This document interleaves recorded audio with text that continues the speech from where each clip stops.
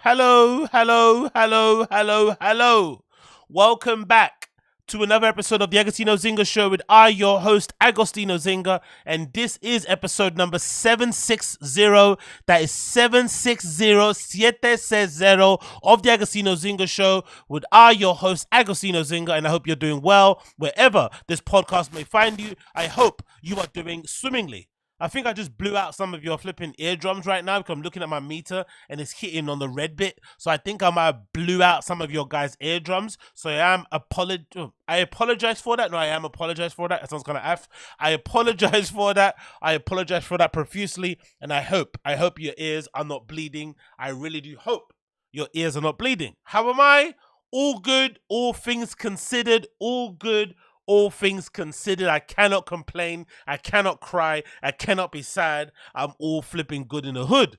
Nice bit of training. I've been running a bit more than usual because I still need to fit back into my flipping Rick Owen shorts, which are just crying to me on my shelf right now. I got these lovely Rick Owen shorts. I have like a skirt connected to it that I wear all the time. I got these other shorts that I wear all the time. I got these really nice pants that I wear all the time. I got these JW Anderson. No, I got these Luebe. I got these JW Anderson designed Luebe trousers, high-waisted, right? High-waisted Luebe trousers, massive cuffs. Haven't worn them yet. The Balenciaga flats are still there. Haven't got them in the outfit just yet because I just need to get that little bit of LBs dropped. That little bit of LBs dropped and I'll be back wearing that fucking slivet stuff, okay? That's all I'll be bloody doing. So I'm feeling good, feeling fine. Everything is going flipping well. What else is on the list for me today? What else happened? Oh, United are playing tonight, later on today, this evening. United v Chelsea. Looking forward to that. That should be a flipping good one. Obviously, it's not going to be a good one. I'm telling that sarcastically. It's not going to be a good one. It's not going to be a good one. But apart from that, you know what I've been doing? I've been listening to the Beyonce album. I've been listening to it, right? And I don't know what my feelings are about it, but I'm siding towards the side of like... So, Beyonce Cowboy Carter. My initial feelings behind it were, sounds very expensive. Sounds very well produced. Obviously, it's telling a story, and the story that I'm kind of getting from it is essentially Beyonce returning back to her roots. Beyonce uplifting and telling the story of her family while also telling her version of the American story, and kind of using the window, using the vessel of country music to display how similar we all are, despite our differences. Race, whatever, not our, but, American people's differences. So I've been trying to say, hey, even though country music is traditionally seen as like a white person's genre, it has roots in black music, but it doesn't mean it's a black person's thing. It just means that we've all been doing it since the beginning of time. We've all been telling stories through songs, through hymns, through prayers, through affirmations. That's how we're doing it. So she's basically trying to tell her story, her family story, the history of black people in America, while also trying to like rewrite the narrative around country music and also around genres. Because there's a little skit in the album where it's like, music should be genreless. There should be no genres in music, which I think is super dumb. Genres exist for a reason because some people love. It's like genres in fucking movies. The idea that you should have genres in music is idiotic. For me personally, I think like for some reason, even though I could count myself as a musician. I wouldn't really count myself as a musician, even though I DJ. I don't really think that counts. I think to count yourself as a musician, you have to actually create music. And I haven't really created any music yet. So I think the moment you create music, you count yourself as a musician. But I play other people's music. But I listen to a lot of music anyway. And I've listened to a lot of musicians speak. And they have this thing where they really don't like when people try to pigeonhole them or try to tell them what their sound is. Every musician thinks that they're really unique and they're creating their own sound. But really and truly, they're usually following the footsteps of giants. They're usually trying to emulate one of their heroes. So their heroes set like a template, set a tone, set like a theme, sonically, whatever it may be, stylistically, and they're trying to follow in that kind of footstep. So there is a genre that you're kind of following. Maybe you're kind of skewing and you're kind of twisting it and warping it to fit your vision. But there is a genre there that you're kind of following. So the idea that genres don't exist, I think is a little bit insulting to our intelligence, I think, as fans.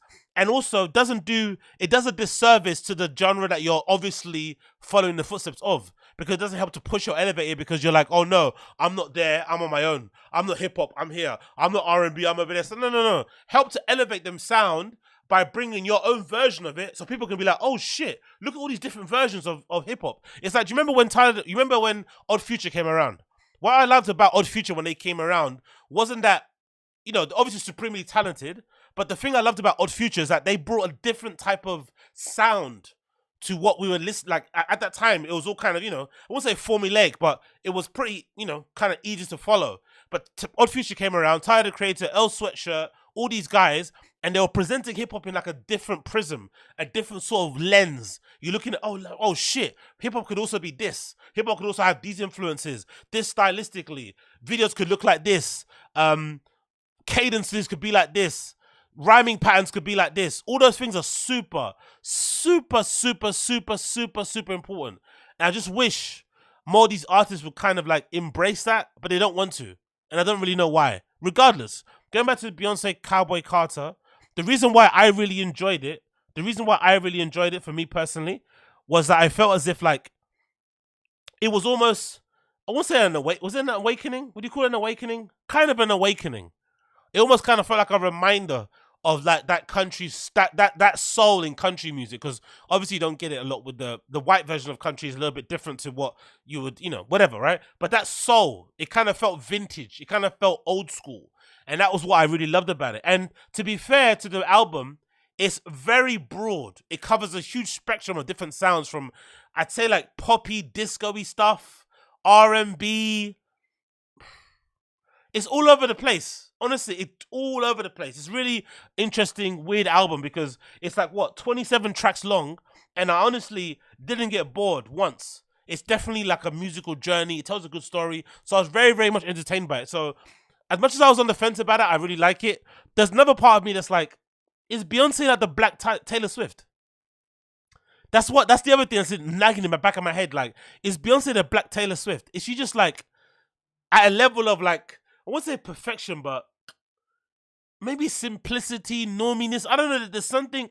Whenever I listen to Destiny's Child, I'm reminded of the like attitude, the edge, the sophistication. Just there was some kind of oomph with Destiny's Child were around. Nowadays, with Beyonce, it kind of feels a bit, I won't say lackadaisical, but it just doesn't give you that oomph that Beyonce used to give you when she was in, you know what I mean? That's the only thing I don't really love about it. I'm still trying to figure out what's going on there. Whether it's my ears, I'm not getting attuned to what she's putting out now. Whether or not it's the sound, it's not really, you know, what I want. I don't know. There's something there. I don't know how to describe it, but there's something missing.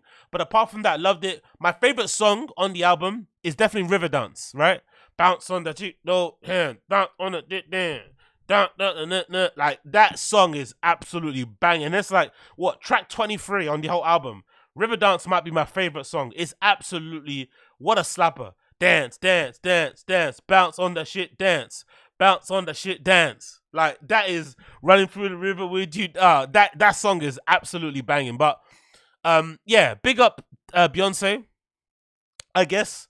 Check it out if you want to, I guess. You're not really missing out on anything if you don't. That's the thing with this. That's the thing I feel like with music nowadays. Apart from certain artists, you're not really missing out on anything.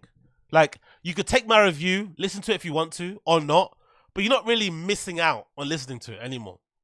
There's not really like, oh, you have to stop everything to listen to this album type of thing. It doesn't really exist too much. Maybe we'll get that with Playboy Carti when he eventually drops. I don't really know, but music doesn't really have that kind of like anymore. You know, it's a little bit like, you could want it. If you want it, you could have it. If you don't want it, don't have it. It's kind of a bit wishy-washy. So that's a little bit disappointing. That is a little bit disappointing. But hey, what can you do? What can one do? Okay, moving on from that, we have some good news for myself anyway, because I still haven't been. Imagine all of these fucking days, all of these Sundays, and I still haven't been. So Fold have announced that they're going to put on another Unfold party happening on the 14th of April. Unfold is the party that Fold does on a Sunday. It's it's become like the place to be if you're like in the London techno nightlife scene. Is to go Fold on a Sunday, and they do a good little rave because essentially they get to pack in more hours because essentially it runs from 12 to 12, so it's literally 12 hours of raving, which is quite sick. And obviously, you know, it's a Sunday and shit. Take the Monday off, or sometimes if it's a bank holiday, you can have a really late one. But regardless, it's like a new way of raving in London because for the most part, our clubs in London closed really early. Even Fold, it was kind of billed as like a 24-hour club, but I'm assuming because of licensing laws and local councils and shit, even that got like knocked on the head. And it seems like they just have like you know, they have a 24-hour license, maybe 4 times a year that they kind of, you know, divvy out to probably some promoters or maybe keep for themselves, do their own in-house parties. Regardless, they don't really much wiggle room in that regard. They do a good job already to open at 6. Because I think Fold might be one of like 5 clubs in London, maybe 5 nightclubs that you'd want to go to anyway, not the other ones. The other ones you probably wouldn't want to go to. Like, I don't know, there's like an O'Neill's or something and you probably open until 5. But this club is only one of the only clubs in London open till 6. Opens at 11, closes at 6 on like, you know, weekdays and shit. I mean, Thursday to Saturday, and on the Sunday, it's got Unfold happening on 12 to 12. The great thing about Unfold is that there's no lineups announced. So it's all kind of hush-hush. If you go, you'll find out who's playing. And I think part of the reason was to do it was so they could get like good guests to play. Because if you know anything about booking and promoting and whatnot, right? Essentially, I think it works in any kind of field. Some artists get kind of locked. So if you're playing a certain venue, you're not allowed to play other venues within the same city within a certain time frame. So they kind of lock you in for that one. So a good way to get around it is just to book somebody, but not put them on a lineup and kind of do like cash in hand, under the table type of thing. So I think that's what Unfold will have done. Unfold have basically done that attitude. It's like, hey, we're not going to put your name on there. We're not going to blast it out. We're just going to say it's Unfold. Come and play for us. Da-da-da. So that means that they have some sick guests. So I think the last one actually, there's one that happened last weekend that I actually missed out on. There's a picture here. You can see some of the guests that played. This is, I think, guess it's some of the people that played, or maybe the guests there. And on the next page, you'll see some of the guests that played. Look at that. You got Philippa Pasho. You got Imogen playing, big DJs. You got Sarah Wild, Wes Bagley's pretty. I say it's pretty big DJ. And a few other there. So like they kind of get some big names that play on a Sunday. So it's a quite decent affair. So I still haven't been. I don't know why. Maybe because I just don't, you know, it's a Sunday in London, going at 12 to 12 feels a little bit mad. And I don't know, I have a feeling that it's going to be full of like cat heads and shit. Even though I can be a cat head when I want to, I feel like it's going to be full of like sweaty people, sweaty cat heads who had not been home since Saturday, staying out until Sunday. It's not the kind of vibe I want. I mean, it's not probably as sophisticated and sexy as I'd want it to be, but I probably still need to go just to kind of see what the vibe is like, because that's also a place that I'd like to play at. Do you know what I mean? That kind of venue, the kind of Unfold type of vibe is probably a great way to kind of get in there and kind of play on that sound system, see how it feels. That'd be pretty sick. But it should be flipping amazing. I'm assuming because of the people already commenting, most likely they're going to be playing. And most likely Jordan and fucking Tekra are going to be playing there, or Tikra, however you pronounce the name. I think I've mentioned it's Tikra. I'm probably going to be playing, so that probably makes more sense. But I'll check it out and see what happens. But yeah, Unfold's happening, April 14th at Fold. Check it out if you're in London. Check out if you're in London. Talking about DJ gigs. I've been emailing some places and I've realized, you know what, yeah? I don't think it makes any sense to send anybody a mix. I think I'd be better off focusing on what I'm doing on the stream, uploading my SoundClouds, doing my live stream DJ mixes, and kind of leaving that there and hoping that those videos kind of spread organically and people see me through that and want to book me. Because sending people emails or DMs to play at places, I'm not gonna lie, it does do a little bit of a number on your ego. It does do a bit of a number on your confidence. And I'm somebody, I pride myself on being supremely confident, supremely self-assured, supremely just like, you know, there.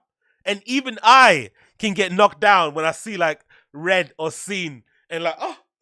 Or you send an email and it's like, it's been 4 weeks and no one's even opened it. You're like, Jesus Christ. Or, you know, no, DM is obviously what it is, but I think emails are even worse, because emails, you don't even get a notification they read it, right? Unless you're a freak that has like red receipts on your email, like a fucking tracker. But most people, when you send the email out, there's nothing. There's no reply. So I'm out here sending emails about gigs and shit, and it's like no reply. I'm sending DMs about fucking playing in certain places. You getting left on fucking scene, and it's like, god damn, man, the scene is fucking cutthroat. But again, I don't take it personally because at the end of the day, it's mostly about what you can do for them. And if they're seeing me, small time guy, don't get many plays, the views aren't what they should be, not as high as it could be, I understand. So it's basically a matter of like, get your clout up, get your fucking visibility up, get your fame up, become more. At the end of the day, the lesson to be learned from all types of content, just be more famous. That's it. Become more popular. It doesn't really matter how good you are or anything. Just become more, which is weird because I think it's actually harder to become more popular than it is to be good at what you do. To actually get people to give a fuck about you and not the hundreds and thousands and millions of people out there doing the same thing you're doing is actually way harder than just becoming good at what you do. Personally. Because just becoming good at what you do doesn't require anybody else's input. It just requires you to be at home practicing on your craft. Whatever that craft is. Right? Just you sitting at home just practicing. But to be good, to be like popular, you need to engage. You need to like do stuff. You know, you need to like engage with like there's like a to and fro. It's all over the place. So I'm kind of realizing in real time, like, rah, boy, like, okay, I'm a real small fry out here. I'm a real insignificant minor character in this game. Even though I think I'm the main character, obviously. That's why I'll be fucking doing this podcast and shit and talking into a microphone, sitting into an empty room and shit, right? But I'm not the main character. What a surprise. I am not that important. What a surprise. What a shock. What a fucking kick to the nuts of the fucking ego. I sat there thinking, wow, I just sent you a DM, you know, not a long one. I'm not writing 500 words, but I put together a decent DM, right? I kind of tried to chill out with the emojis. I sent a little link, little clips and shit, and no reply. Nothing. God damn. Okay, cool. Even though, you know, I rate my skills as best as anybody out there, I gotta get my clout up, I gotta get my fame up, and that's kind of the way to go. But damn, bro, I realized, because again, I hadn't done it in a while. I was kind of off that, and I thought, let me just do my own thing. But then, you know, you kind of get tempted to be like, yo, no, let me hustle, let me ask. But to be honest anyway, if I'm thinking about it, and this is a weird thing to say out loud, but I honestly think I haven't received, I don't know about you guys, but I don't think I've received anything in my life from asking. I really don't think so. Even jobs and shit. You just get them through your own hard work and just circumstances, momentum, luck. But you don't really get anything from saying, hey, can you give me, can I have, you don't really get anything from that. You get more from like you doing something, somebody being, oh, right, sick, I like that, I could use that. You know what I mean? Like, even when you apply for jobs, you have to apply for, like, you know, like, you don't really, like, you don't really get, it's like, the job has to be open, there has to be a vacancy, you have to apply at a certain time, you have to meet the criteria, blah, blah, blah, blah, blah. But I can't really think of anything I've gotten in my life where I've kind of asked. And again, I'm not an asker anyway, so I don't really have my hands out, so it's always a bit difficult and weird for me to even type up those emails. I always feel really awkward, you know what I mean? But, damn, man. Damn. Damn.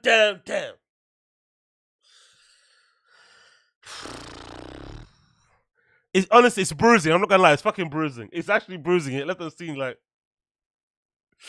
okay, cool, man. I can't unsend that. You already seen it. Fuck. You know, that's what happens. So like, fuck. Anyway, what can you do? What can you do? You keep on going, you keep on striving, you move forward, you don't pay attention to those things, and you just keep on going. Okay? Anyways, big up Caseload Moses. Chill and see, you do the exact same thing when your fans message you. It's quite normal. Nah. That's not the same, bro. That's not the same. And you have to be real. That's not the same. I understand I'm not the best at replying to DMs and stuff because I'm not really, you know, the Instagram thing is a bit annoying. And I want to be like doing things, you know what I mean? But nah, man, come on. That's not the same. It's not the same. Not the same at all. Not the same at all. I would imagine if you're asking me for something, I'm going to be on it and reply to you for something. But if it's just like chatty, you know, it doesn't really matter when I reply, to be honest. That's the whole beauty of sending a message. You can reply anytime. But if I'm asking for, you know, a bring in, hey, I'd like to play at this, you know, that's a different sort of like, dynamic when it comes to those type of emails and DMs. It could be a stern like, hey, we're good for now. We're gonna pass on that. You don't really fit our vibe, no problem. But at least you got an acknowledgement. At least you know where you stand. Not seeing like I'd much rather you not open my message than just leave me unseen. That means you read it and you thought no point in replying. You just backed out. It's like, god damn. But I also think it's also wasted energy. You know, I definitely think it's wasted energy. Wasting your time trying to figure out what the right message, all that stuff is wasted, because at the end of the day, if you've got enough clout, all that message don't gonna matter. They're gonna just send you one line. Hey, do you wanna play? Hey, we've seen your stuff. Do you wanna come down? Like, you know, it's not really worth it, like trying to send emails and being like, nah. So yeah, I'm off it. But I had to do it to kind of, prove that I could, and to not be a fanny and shit, and to kind of, embrace all the stuff going on. But yeah, I'm not on it anymore. I'm not on it. Continuing on and talking about messages and all this malarkey. This is a small minor issue here that I need to kind of pinpoint here. I need to kind of highlight, because this is something that's really fucking annoyed me. And talking about, actually, on the subject of not answering messages, on the subject of what Case of Moses was talking about not answering messages and not getting back to people, this is something that I detest. This is something that I detest with my whole entire heart. And I just want to say this in the open, in the hope that maybe something will change off the back of the minor things that I say. Unlikely, because I'm a small fry, I'm insignificant, nobody gives a fuck, it is what it is, bloody blah blah blah. But there is some hope in me that maybe me highlighting what I'm going to highlight, that maybe something will change. And you're wondering, Agostinho, what the fuck are you talking about? I'm talking about Ambush. So Ambush is a brand created by Yoon. Yoon from Ambush made these boots for the autumn 2023 collection. It's now April 2024, and there's been no inclination of when these fucking boots are going to arrive. I sent an email. I DM'd the fucking brand. There's people in the comments.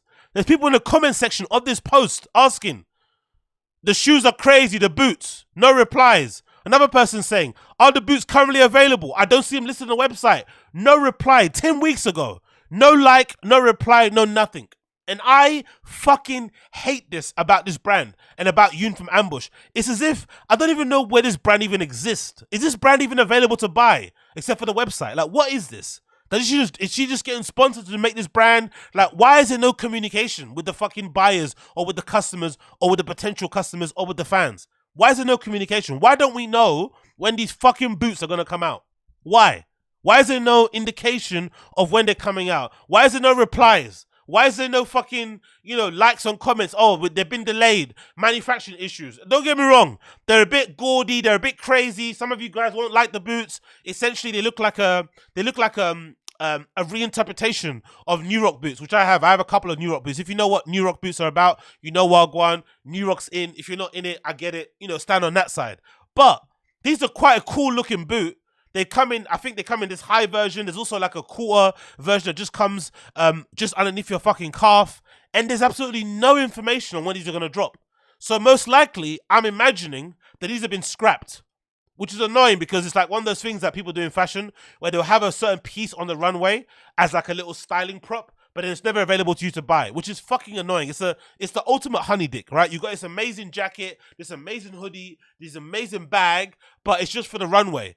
Because the buyers didn't buy it, so you don't produce it, which is annoying, right? That's like they're fucking beholden by the fucking buyers. If the buyers don't fucking select stuff that they want to buy for next season, it doesn't get fucking produced or manufactured.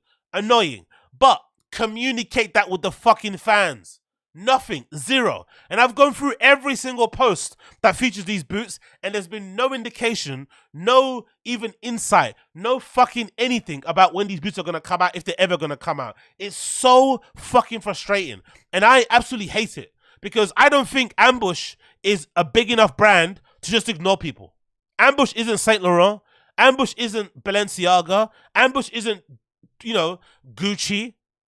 Ambush isn't fucking D squared.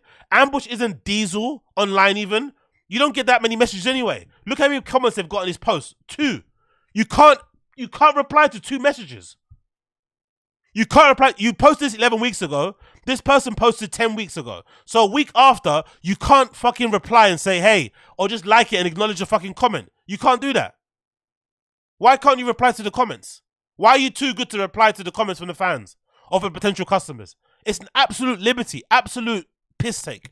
I fucking hate it. And it's so, I won't say disrespectful, but it's a bit insulting. You know, when you follow a brand and you want to support, you want to buy or whatever, or you just want to know when stuff are dropping, if it's not dropping, just say, hey, it's not coming out. It's been cancelled. It's been scrapped. We couldn't find the materials for the toe cap or whatever. Because I'm assuming that's what probably happened. Cool. But tell us. They haven't told us anything. Zero. And I saw these boots when they first were, in the collection. I was like, oh shit, I got my eyes on them. I'm going to keep an eye out on them and see when they're going to drop, see if they come in my size, and maybe I'll cop. And now I'm just like, whatever, man. Whatever. You know what I mean? It's fucking April. The fucking season of these boots is already gone. Wagwan now. Nothing's happening. Zero. And I fucking detest it. I wish that there would be more on it. And, you see Ambush flying around everywhere, taking pictures with fucking Jay-Z, doing all this good stuff, going to a studio and designing. But I don't see anybody wearing this stuff in real life. Maybe because no one sells it or no one buys it. I don't know. And the stuff that is good, they don't even reply and let you know when it's going to come out anytime soon. Look, it's even listed here. Knee-high rave boot. But it's not available anywhere. What the fuck? Knee-high rave boot. When are we going to get this knee-high rave boot, Ambush? Please let the fans know, if you don't mind. If it's not too much hassle, could you let the fans know when the fucking knee-high rave boot's gonna come out? Is that possible? Cool. Thank you so much. God damn, man. I fucking detest it, honestly. There's nothing I hate more than going on like a brand site, a brand Instagram, and see people ask questions. Oh, what's the size? Oh, does it come in this color? Oh, when are you gonna get a restock? And no reply, no acknowledgement. Right? Reply to the question, man. If anything, reply to social media questions actually limits the amount of questions you get in your inbox, customer service-wise. If you actually reply, like, I've done customer service and social media management and all that shit. If you actually reply to, like, social media messages, and sometimes you pin stuff or whatever, or usually most social media accounts, if you're like the account, whatever, you posted the thing and you reply, your reply usually will get bumped up so someone can see, okay, cool, you replied to this comment, and it basically turns your Instagram page into an FAQ. But you don't reply to fucking Instagram messages. Most likely don't reply to DMs. Most likely don't reply to fucking emails. Absolute piss take. I fucking hate it. Again, small inconvenience. I get it. But I fucking detest it. So why not absolute moan about it? Hopefully, Ambush gets their shit together. Hopefully, Ambush get their shit together. Hopefully, Ambush get their fucking shit together. Talking about getting their shit together, and talking about an ambush. Talking about an ambush. Big up my guy Ye. Big up my guy Ye. Formerly known as Kanye West. Big up my GOAT. Big up my guy. Big up him. Because look at this fucking headline. Look at this headline. Look at this headline. Ye praised Hitler and spoke of going for the gays. Lawsuit claims. He's a fucking psycho, man. He's a psycho. It's like, I love that he's getting madder as he gets older. I've long said, right? I've said before, I think I've got an advantage because I listen to so much music, because I've, bit of a music fan. I love all the genres, right? Because of all that shit, I've been exposed to a lot of like erratic, weirdo, freaky guys.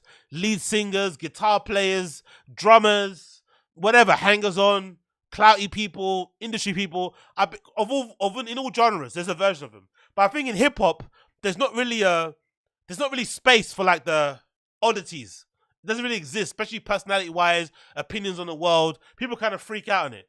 But I've long said that I thought that Ye was the closest thing to like Morrissey that hip-hop has, in terms of somebody who people hold up in high esteem for like his old music catalog, in terms of Morrissey with the Smiths and stuff, some of the early Morrissey solo albums. But as the years progress, his own views and personality started to like get on people's nerves to the point that it tainted the artwork, and people now can't look at it the same.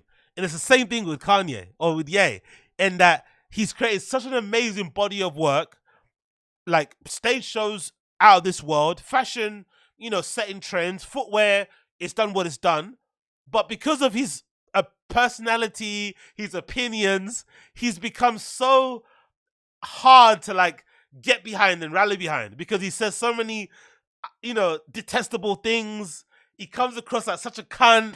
All these type of things people don't like, but I'm so used to it that I can put up with it. Like I can definitely separate the art from the artist, but I'm also a bit of a weirdo in that the more unpalatable you are, the more divisive, the more Marmite you are, the more I want to back you now because it's now harder to be your fan. Because it's all well and good being Kanye's fan when he drops AOX and Heartbreak. Being a Kanye fan when Yeezus drops is even pretty easy. And remember, Yeezus was just a Confederate flag, right? It wasn't even that crazy. We thought that was crazy. Remember? We thought it was crazy when Ye was walking around with a bomber jacket with a Confederate flag. We thought, oh my God, he's lost it. Now look where we are. You know what I mean? So if it's for me personally, I feel like I resonate more with people who decide to go left because I feel like there's way more risk involved. Like Ye essentially like eviscerated his friendship group.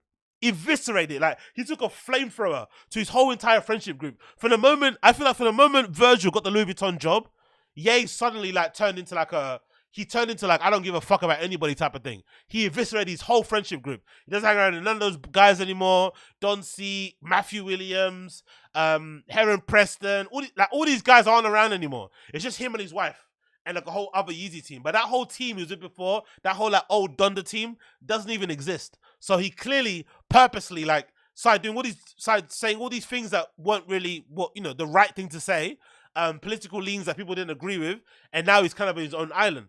But I enjoy that more because I like all the freaks, I like all the weirdos. So this thing is absolutely incredible. This kind of new chapter in the fucking Ye story is absolutely hilarious, right? So let's actually read this lawsuit details. Absolutely crazy. I love the picture as well. He just knows he's gonna cause havoc. That's a picture of somebody that knows he's gonna fucking cause havoc. Let's scroll down to this fucking text here. Ye, the rapper formerly known as Kanye West, was sued on Tuesday by a former employee who accused him of discrimination and creating a hostile work environment by calling Adolf Hitler great, disparaging Jews, and saying that gay people are not true Christians.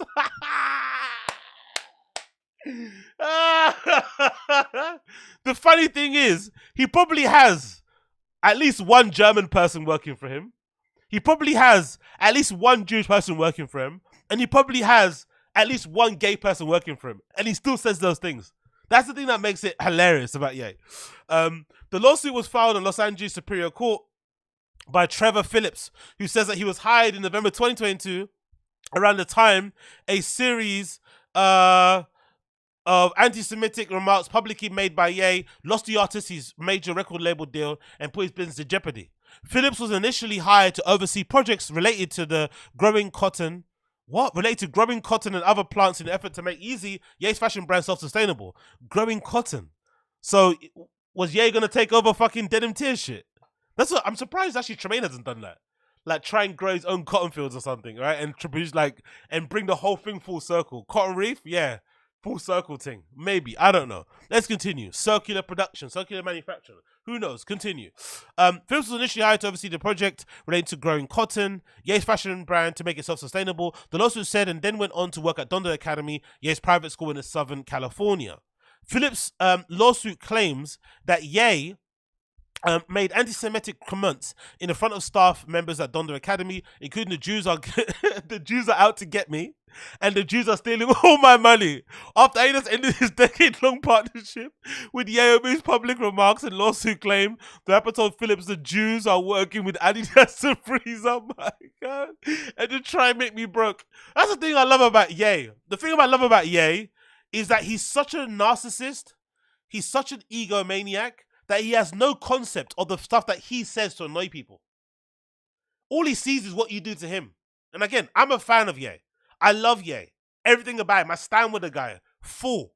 But he is such an egomaniacal, narcissistic dude that he does not see the things that he does to people that provoke them to do that to him. Because he just thinks like, Adidas woke up one day and thought, we're going to end this partnership. Even though all the figures that came out of Adidas, right, that said Adidas basically, I think Yeezy accounted for like, again, I don't know the exact figure, but I remember hearing a figure around like 30%. Yeezy basically accounted for 30% of Adidas sales. Now think about that. because that's crazy. Because Yeezy's only like, it's not even a 10-year brand. So for a brand that's like a sub-label, subsidiary of like Adidas to be accounting for 30% of the sales, that means he was selling fucking SKUs in the millions, right? And most likely people say the Adidas partnership is what actually made him a billionaire. That's actually what got him there, because obviously Adidas manufacturing, production, they can really ramp up, so they can produce like, a million 350s if they want to, right? In all black. Whereas maybe Ye on his own might not be able to do those kind of numbers. And obviously, the margins are way lower for them, blah, blah, blah, blah, blah. So he thinks Adidas woke up one day and like, you know what? We want to shoot ourselves in the foot. We want all our board members to lose money. We're going to end this deal with Kanye. Even though Ye was the most important or the most, influential, visible, important thing to happen to Adidas in maybe the last 2 decades or something. They didn't do it because they just felt like it. They did it because Ye did some fuck shit along the way too. He annoyed people. He got into spats. He had arguments. He had falling outs with people. And, one thing we know about the corporate world, corporate America, the corporate world in general, you have to play the game. That's why we kind of all rate, myself included. That's why I rate Virgil so much. Virgil was able to like get his ideas across while also playing the corporate game. I don't ever feel like Virgil, I never feel like Virgil had to like sanitize what he was doing. I feel like he did it, and there were maybe some quote unquote compromises or some meeting in the middles, but I don't think he had to like completely sanitize or like dumb down what he was doing. He always kind of got across his overall message. But I feel like with Ye, he's just on some like, if you don't give me exactly what I want, like, fuck you. And obviously that's not the way to go about doing things, right? You have to kind of have a little bit to and fro. But he doesn't like that. He doesn't like being spoken in a certain way. He doesn't like being treated in a certain way. Like, everything has to be exactly right for him. If you don't do it right for him, he throws his toys out the pram. And I think Ye, unfortunately, I think personally, like day to day, in person, he must be a really hard person to kind of work with. As much as I'm a fan of his and I love him, to work with him day to day, it must be a bit of a stretch. It must be hard, bro. It must be difficult to make that shit work. So I'm not surprised the Adidas partnership kind of ended. And if anything, the Adidas partnership ending was a good indication of just how important it is to keep relations good. Because if I remember correctly, one of the Adidas board members was the wife of somebody the Adidas board member also was on a board of JP Morgan or something like that, something crazy, or somewhere where Ye had done his banking. I forgot where it was. And essentially, because he fell out with the board and he did all that fuck shit with Adidas and he got into the spat and they did fuck shit to him, their legend, the conspiracy theory is that lady or them people had some way, had a role to play in his accounts being frozen. Because I think the money he had from Adidas, again, it's really weird how it happened, but Adidas paid him some sort of money for the Yeezys, and somehow Adidas were able to like reverse the money. And I think maybe because it's like high amounts of money, but they were able to like put a hold on that money. So they deposited the money to him, but able to kind of take it out of the account, freeze it so he couldn't get a hold of it. Very strange. Close his account is fucking odd. But regardless, I love how Ye acts as if like things just happen in the silo. Things just happen without any like, there's no provocation, there's no fucking poking, no nothing. I'm just sitting there minding my business and they send me a termination letter. It's like, come on, Ye, come on. Anyway, let's continue. The lawsuit claims that Ye treated black employees at Donda, including Phillips, considerably worse than white employees. You know what? That's actually a good thing. That's actually a good thing. One of the best things my parents ever told me growing up was the importance of the importance of knowing that you have to try way harder than your, non-black compatriot to get anywhere in life. And that you should never ask for handouts, never be a victim, but you have to try harder. Like, you can't expect to put in the same effort as your compatriot who isn't black and think you're going to get the same results. You have to try 2 times, 3 times, 5 times, 10 times as harder. And sometimes even then you don't get the results that you want, but you have to start from there. And I think that's a good way to approach life, because unfortunately, if you do give your kids the idea like, oh yeah, the world is all sunshine and rainbows, opportunities are the same for everybody, we all get the same chances, we all have the same 24 hours, but some of us have to work, 18 out of those hours, and some of us you have to work 6. So that's the basic, premise of it all. So that's actually not a bad thing, I don't think. Another one says, representative for Ye and Donda Academy did not immediately respond to the comment. Late last year, as he preparing for release music, Ye put out a statement written in Hebrew. We should have knew he was on some fuck shit when you put an apology out in Hebrew. We should have knew Ye wasn't serious. Apology out in Hebrew, you know, that's fucking so insulting. He put an apology written in Hebrew, which he apologized for the Jewish community for his remarks, writing, "I deeply regret any pain that may have caused." Obviously, he didn't write that, by the way. He definitely doesn't stand by that. He just did that to create peace and most likely just to keep people's jobs up. Because that's the thing I didn't like about Ye when he did the whole like burning the boats at fucking Adidas. If I'm not mistaken, just before he had the falling out at Adidas, they opened up a small factory somewhere, I'm going to say Italy or France, where they were meant to do way more, like they were meant to kind of increase the amount of production for Yeezys because of the demand for the previous year was really high, but they couldn't meet it. So they opened up this one specific factory that was meant to kind of, you know, add more to the fucking quantities and shit. And then because Ye fell out with the thing, that factory closed down and now people are out of a job. So his, you know, his tantrums and shit cost people jobs. So maybe now he's suddenly started to realize, okay, cool, I need to kind of chill out a bit and kind of rein it in. That's probably why he apologized, I'd imagine, because he didn't mean that. He probably didn't write it as well. It continues. I did regret giving cancelled. The newest album, a collaboration with R&B singer Ty Dolla $ign Vulture's been streaming. It's been #1. Most of the remarks that torpedoed Ye's oops, let's go back here again. Let's fucking move the thing. Let's continue here. Most of the remarks that torpedoes Ye's corporate deals were made in public, including on social media and on podcast. In the lawsuit, Phillips describes comments he claims Ye made in private. The lawsuit says that during honestly, this guy's a psycho. Let's see this thing. What do you say in private? The lawsuit says that during a conversation at the Nobu Hotel, that's definitely a place to talk about Hitler, isn't it? At the Nobu Hotel in Malibu, California, Ye said the Holocaust was fake. He's so dumb. That's the thing about Ye. He's such a genius artistically and creatively, but he's so fucking dumb. Like, he's actually R-worded in the real sense of the word. Like, he takes a lot of pride in saying that, oh, I don't read books. Books are for dumbs. Like, books is like, it's too much information. It clouds your, like, natural proclivity to be creative. It's like, bruh, no. Yay, pick up a book, please. You actually need to pick up a book. Of all people, you actually need a book to inform you of certain things. But Ye thinks books are like mind control. Like, it's just an opinion. That's like, bro, like, he prefers to go with feelings and stuff, like instinct. It's like, come on, Giza, man. Your instinct is that the Holocaust was fake. That's your instinct, right? That's your that's your sixth sense. The Holocaust was fake. Anyway, he called Hitler great, adding Hitler was an innovator. He invented so many things. He's the reason we have cars. Yo, Ye thinks Hitler created Volkswagen, isn't it, or something? He's so fucking dumb. I love him so much.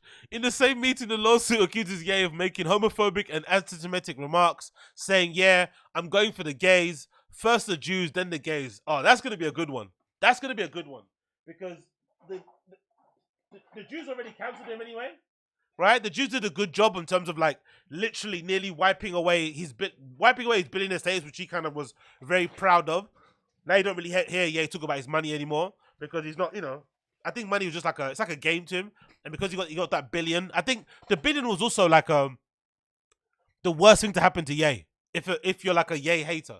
Because what that billion did, that billionaire status did, is that it justified all his methods.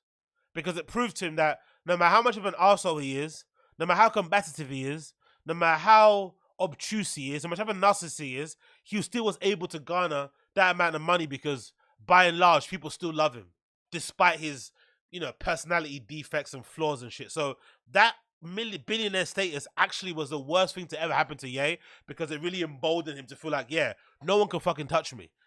So, you know, he's probably right in that respect because he's still got #1 album after saying he loved Hitler and Hitler did some interesting things. Like, you know, you can't really debate him on that regard. Like, the fact that he's been able to still bounce back, and especially doing it, you have to think, he didn't do it with, like, you know, Adele. He didn't do the collaborative album with, like, fucking Billie Eilish. He didn't do the collaborative album with Sexy Red. He didn't do the collaborative album with, like, Olivia Rodrigo, with fucking Bad Bunny.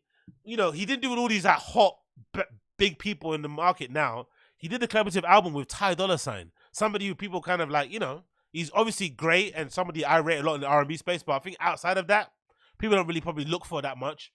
And, you know, one of the hit singles on the album features Rich the Kid, who people don't really care about at all. And he's got one of the best verses on the whole entire album. So he basically proved that he is that guy, unfortunately. You know, if you don't like him, he basically proved, I am that guy. I can say I love Hitler. I can say the Holocaust is fake. I can say all this wild shit and still get #1 album. It's kind of wild. It continues. The lawsuit contains a screenshot of a text message. It claims Ye sent to Phillips, taking issue with how he carried out a task. The comment says, I am on some complete Hitler level stuff, minus the gas chambers. So he's okay with Hitler ideas, but he completely dismisses the gas chamber, but then doesn't really want to look at it too much. No. Gas chambers, you know, everyone's got their fucking, no one's perfect, right? Oh, he's got that thing about, oh, I'm a Christian, I forgive everybody. God would have forgave Hitler. Okay. It continues. The lawsuit took issue with Ye's conduct at Donda Academy, the school he founded. It claims that Ye told 2 children enrolled there that he wanted them to shave their heads and that he intended to put a jail at the school that they could be locked in cages. To be fair, the shave our head thing, I'm not that surprised because if I'm not mistaken, Ye does have this thing about everybody around him has to wear black. When I don't know when he's doing work or when he's just hanging out. Whenever they're like together, if you look closely at the pictures, whenever Ye's moving around, he's with his team, they're always all wearing all black. They never wear any other colors. And Ty Dolla $ign is known to be, like a color dude. So I think he does enforce that whole wearing black thing to his team. You have to wear a certain, color scheme. I think that's the rules. So it wouldn't be, that far-fetched that he'd say, hey, shave your heads, uniformity. You know what I mean? Like, uniformity kind of across the board. And yeah, at the moment has a shaved head. He's growing his beard. I wouldn't be surprised, right? That kind of monk, minimalism type of affair, focusing on the work, stripping back your personal expression and focusing on the work. Maybe there's something to be said for that. The staff quickly distracted the children, the lawsuit says, and escorted them out of the room. In 2022 television interview, Ye said that Donda Academy had more than 80 students and that its mission was to prepare a performing arts school to be a design school, an architecture school, a farming school, an automotive engineering school, a computer hardware, and a software school. This is like one of those things that kids say. I want to be a spaceman. I want to be an astronaut. I want to be a firefighter, a police officer. I want to make cake. It's like, I fucking love it, man. Imagine legitimately putting your kid in a Kanye-controlled school when he doesn't even, respect education like that. You know what I mean? He refuses to read. He's always chastising the school that his kids go to. I forgot what it's called, Sierra Nevada, whatever that fucking school is called. He fucking hates that. So he's clearly got an issue with the education system, yet he's creating a school. You're like, okay. The suit said that Philip's daughter and younger brother attended the school and that Philip's mother had helped him get a job there.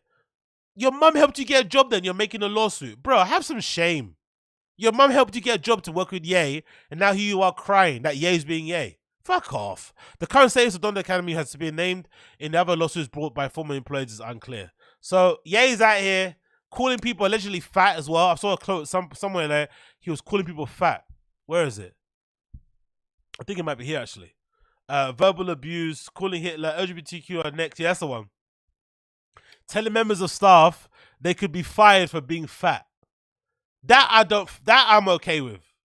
I think there are certain brands. I think, to be fair, people really don't really know while going to fashion, but there are certain brands, certain like high street brands, certain like luxury brands, or certain like brands, in department stores where they don't let you work there if you don't look a certain way. I know of certain brands in Selfridges, Harvey Nichols, where if you don't look a certain way, they're not going to hire you. If you're not hot, if you're not in shape, like Saint Laurent, you can't go work at Saint Laurent if you've got a 42 waist. It's not happening. You know what I mean? It's not fucking happening. You want to work at Saint Laurent? You want to wear those fucking cowboy boots? You want to wear skinny jeans and a little blazer and a skinny tie? You got to be like 36, maybe even 34 waist under. Anything above a 40, you're out. You know what I mean? Like you're out, just out. You got Wings of Redemption, you're fucking out. So this idea that there isn't this like thing, it's dumb. Like, do you think walking into a Vogue office looking like Bella Hadid isn't going to help you? It's going to help you. Now, is it good thing? Obviously not. But let's not lie and say that that's not going to help. So the fact that Ye's like, hey, no fatties, I don't blame the guy. You know, it's a bit, contradictory coming from him because Ye is not exactly in the best shape of his life himself. So for Ye to be calling other people fat and not hiring them, it's a bit hard to take that one, isn't it? But it's his company; he can do what the fuck he wants. So I kind of understand it. But in general, Ye doing Ye things. Again, I think this kid got his job from his mum.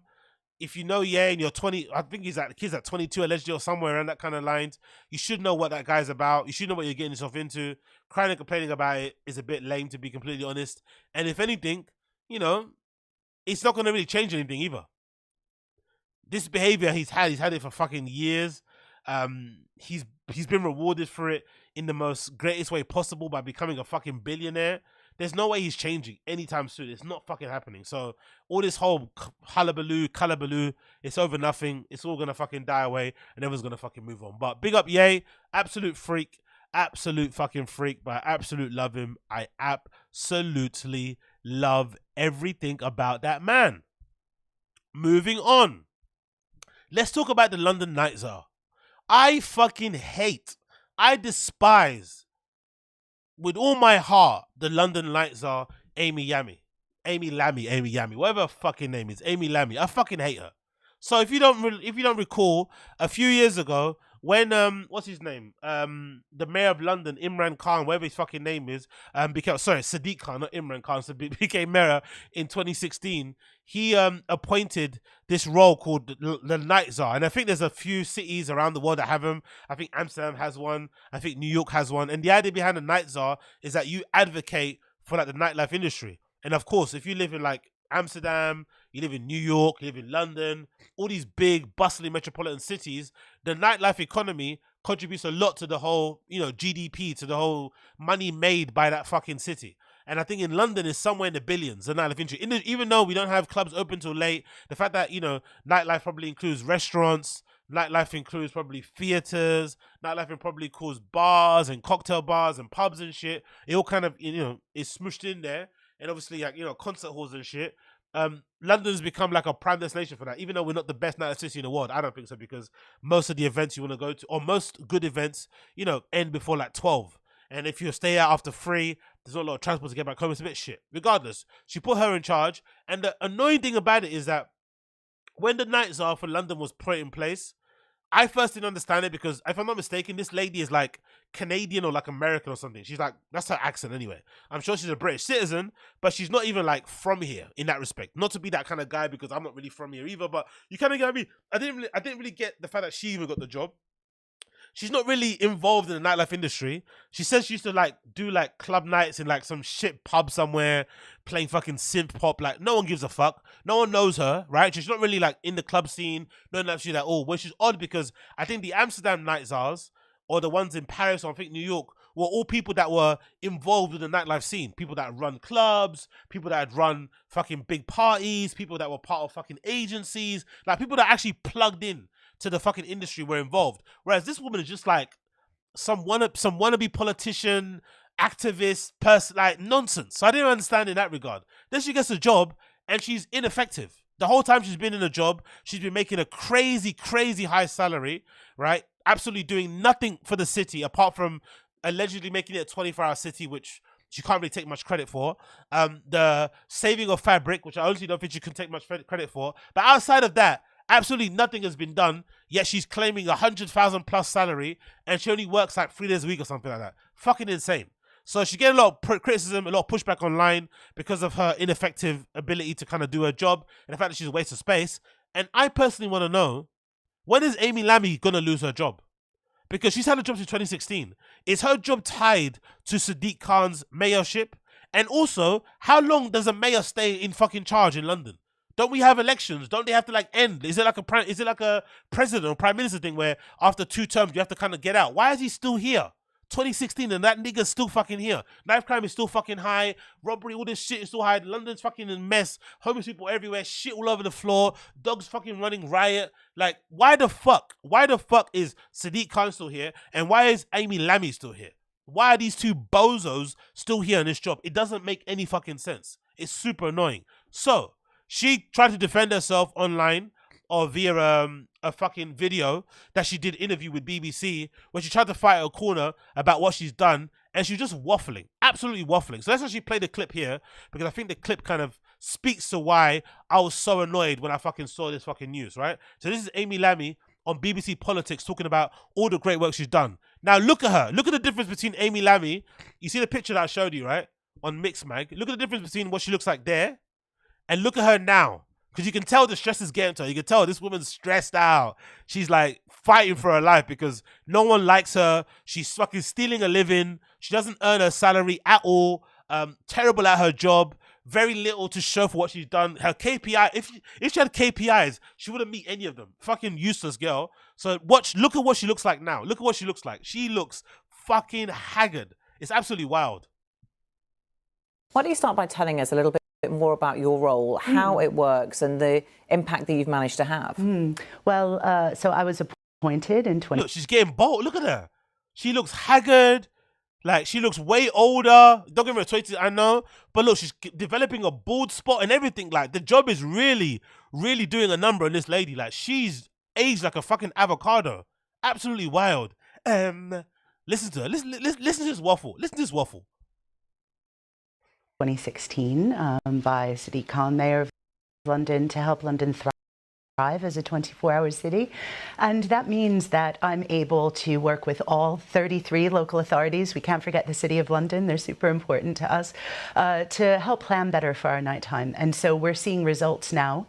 I have to say we inherited an absolute mess from the previous mayor. We had lost a total... You see that?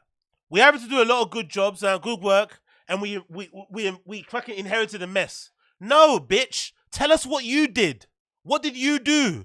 Stop deflecting onto the... We don't even remember who the fucking previous mayor is.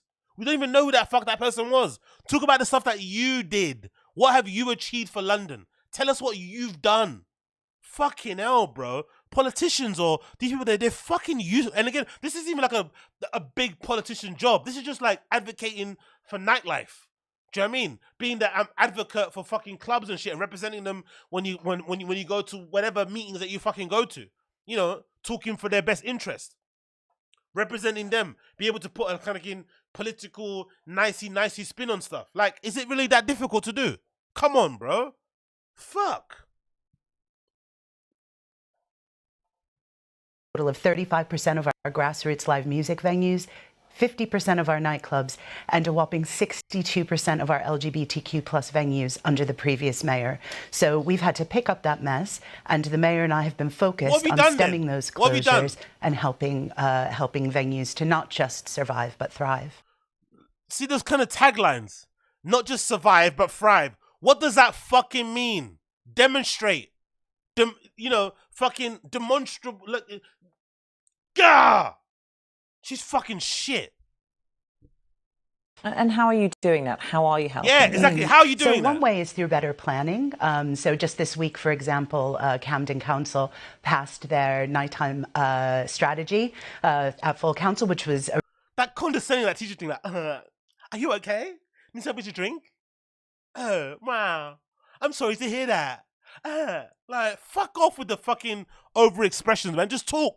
What have you done? I've done this, and this, and this. In the next 3 months, we're going to do this, and this, and this, and this. We're working on this, and this, and this. The previous machine was a mess. Get out of here, man. A really exciting moment because it means that we're turning the tide. We're starting to plan for our nighttime rather than over-regulating for it. It's already over-regulated. Relationships with the boroughs is super important. It isn't great. And you know, that's been seen through the work we've been doing with nighttime enterprise zones, for example, in Bromley, in Woolwich, and in Vauxhall, enabling our high streets to... London Enterprise. What the fuck does that mean? Why are all the clubs closed before 1 a.m.? Why can't you go anywhere and club after fucking 4 a.m.? Why are all the clubs fucking closing? Why do all the clubs that we have to open at fucking 12? Drum sheds, why are all these places popping up that only open from fucking 12 p.m? Those are the only ones that are fucking available. Why do we have 10,000 capacity clubs, but not a lot of 500 capacity, under capacity fucking places to go play? Why? Why isn't there a fold in every fucking, side of fucking London? Why doesn't that exist? Why is there only one fold? And even now, if it gets into a bit of trouble or God forbid something bad happens to it, most likely the license gets taken away and the opening times get fucking reduced and it's back to fucking square zero. Come on, bro. Thrive after 6 p.m. and we've seen footfall, spend and feelings of safety go up. But I'm also super proud, particularly this weekend, you know, we're all thinking about Sarah Everard and her family and friends. No, come on. Sarah Everard. R.I.P. to that young lady who passed away, who got fucking murdered by that psycho fucking cop. How dare you try and mention her name in this shit? You see how egregious, how fucking scummy these politicians are. What next? Oh, as our thoughts extend to the people in Gaza, as our thoughts extend to the people in Congo. What the fuck does that have to do with fucking London and what we're going through now? What are you trying to use? Why are you trying to fucking use that fucking tragedy that happened to that young lady who got fucking murdered by a fucking police officer? And don't get me started on that shit with the police covering up that sort of nonsense, right? Super sad fucking story. Jogging out, doing her fucking, I think she was jogging, I think she was coming back from home. But regardless, super fucking, you know, tragic fucking story. Murdered by a fucking police officer, right? And now you are using this as some sort of what? Fucking shield to defend yourself from people like myself questioning why you still have that job despite you not doing anything close to what you should be doing to having that fucking role, especially when you compare it to the other cities. All the other Night Czars and the other cities around London, around the world, are doing a far better job than she is. She's fucking pathetic, man. Disgusting. Sarah Everard. Wow. Of the work that the mayor and I have done around women's safety with our Women's Night Safety Charter. 2,100 organisations and businesses across the capital that are signed up, pledging to take action to make our city safer at night for women and girls. And that includes everything from 24-hour gyms to our nightclubs through to the 7... What other 24-hour gym do we have in London apart from Pure? Please tell me. What other 24-hour gym? What other one? 24 hours a day. What other one? What other branch over 24 hours? Come on, man. Premier League football clubs here in London. You don't actually have any powers to enforce any of your suggestions, do you? Does that hamper really the work that you can do and the impact that you can have? Well, I think it's important that I have really good relationships with the boroughs. And so that is, you know, our power. Relationship with the boroughs, bro. Come on, man. Come on. Really depend on... Is that why fucking Kingston High Street has been fucking decimated? What relationship with the borough? What relationship do you have with Hackney? Sorry, Hackney. What relationship do you have with fucking Hackney? What's the relationship? Oh, okay, close all the clubs, open as many fucking cocktail bars as you want, as many restaurants, as many fucking dumb natural wine stores as you want, as many flower shops, open them all, but all the clubs are fucking gone. Why has it happened on Kingston Road? That whole strip has been fucking decimated, been gutted out. And that was one of the most popping places. But even Shoreditch had been fucking decimated. It's not even fun to go out there no more. It's not nothing there anymore. Where's all the cool clubs? Don't exist. Come on, bro. Partnership working, and that's the most powerful thing that we have here in London. And how big is your team, your budget? So we have a team of just 4 people and a pretty small budget within a pretty small budget. You get paid 100 grand a year. Team. But what's most important is that we really over-deliver for... Oh my God, you don't over-deliver. You don't even deliver. You don't even fucking deliver, bruv. You are, what's that fucking postal service? You are every. She's fucking every, bro. If it comes, it comes. If it doesn't, file for a fucking refund. You don't even arrive. You don't even arrive, bro. It's like ordering something from fucking AliExpress. Flick of a coin if it's gonna arrive or not. Come on, man. Get out of here, bro. Over-deliver. You don't even deliver. For the money that we are actually allocated. How do you value that? How do you deliver? Yeah, how do you measure? How do you assess your delivery in terms of the budget that you have? Well, one way is the Assembly are able to scrutinise me, and this is one of the issues that was brought up. And actually, the Assembly look at them looking at asked 181. Look at them looking at her. Look at them looking at her. Issues that was brought up. And look at them looking at her. Look at them looking at her. You see, I'm not the only one. Look at them looking at her. Look at them. Oh, she's chatting shit. She's fucking waffling, mate. What the fuck did she just say? Look at them. Look at their faces. What? It's like when somebody hasn't done the homework or hasn't done the research and presenting at school. Look at them looking at her like, what the fuck is she talking about? She's chatting out of her fucking ass. Actually, the Assembly have asked 181 questions about my work, and since the mayor was last 101 elected, questions. and You need so a million questions. You know, we operate. Or the same question: get out, get fired, leave. That's what the question that you need. When will you leave? When are you going? Get out of my fucking house. So someone that comes to stay over says they're welcome. Hey, what's going on, man? Where are you going? You can't be staying here. What's up? What's up? What's up? What's up? What's up? Come on, bro. You overstayed your welcome, man. Everyone's gone. The drugs have run out. There's no more drinks. The shops are all closed. Come on, man. Get a move on. Get the fuck out, man. Go back to Notting Hill with your fucking girlfriends, bro. Don't go away. In full transparency, and always very happy to share any information with the Assembly. Yeah, you're paid, what, just under 120,000. It's a substantial amount. Do you think Is that super substantial? Super substantial. 120 grand, and you don't even do the job of, like... It's a really big job. It's She's justifying it. She thinks she's justified for that salary. It's a really big job. It requires a big salary and a big girl. Fuck off. It's a really big job. We're a city of 9.5 million people, and you know, I can point to the successes. You know, saving Fabric was the first thing that I did as Night Czar.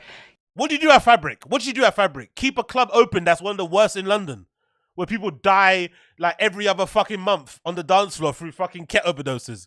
Keep a club open that most people don't want to go to because it's a fucking rancid club with fucking overzealous, over fucking physical, over touchy security guards, a fucking entry system that reminds you like you're going to go visit your fucking, you know, friend that got locked up in Belmarsh, with the way you have to go up and down and search and take this and stuff. Like, good sound system, decent lineups, but terrible fucking club.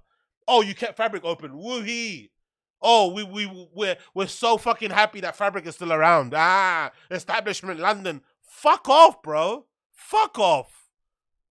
You know, we recently got drum sheds open in the former IKEA. Oh, drum sheds! The 10,000 capacity venue that's probably financed by fucking local politicians that people are probably getting brown paper bags allegedly under the fucking table for. A fucking venue that is probably gonna host Toyota fucking, you know, marketing events and shit. Like, come on, bro. It's probably subsidized by fucking record labels and shit. Fuck off, bro. Drum sheds. Drum sheds. Come on, man. The electricity bill for drum sheds alone could probably run an entire borough. The electricity bill for drum sheds alone could run a fucking entire fucking borough. Fuck off, drum sheds. Up in North London. Fucking 12. Who's going to rave at 12 in the afternoon? Who do you fucking take me for? Some fucking teenager to go rave at 12. What time am I waking up then? What time am I do my first bump? I'm doing my first bump at 10 a.m. in the morning like a fucking nitty. You maybe to take a pill at 11 in the morning to go rave at 12 p.m. At my age. Are you serious? Who do you think I am? Drum sheds. I'll give you a drum. As well as funding £600,000 for our grassroots live music venues here in London. So all of this, you know, is going to change the way that London operates at night. We are a truly 24-hour city. No, we're not. That's a lie. We're not a 24-hour city. We're not a 24-hour city, especially if you live in a different part of East. Like, depending on what part of East you live, is whether or not you're a 24-hour city or not. So, by definition, we're not a 24-hour city. Number one, we don't even have 24-hour clubs. There's no venue, I don't think, in London that you could go to for 24 hours, except for a casino. And who the fuck wants to go and drink and get fucking high in a brightly lit CCTV covered venue with loads of people walking around in little fucking waistcoats? Like, who wants that? Who the fuck wants that? I don't give a fuck about gambling. Don't give a fuck about casinos. I don't want to go there. Terrible music, horrible people, shitty drinks. No. There's no place you can go for 24 hours in London. Doesn't exist. Doesn't exist.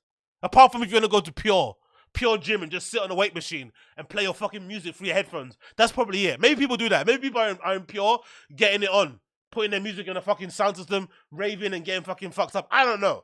But there's no way you can go, apart from Pure, apart from maybe Pirate Studios. Where else can you go for 24 hours in London out? You can't. It doesn't exist. So she's talking out of her ass.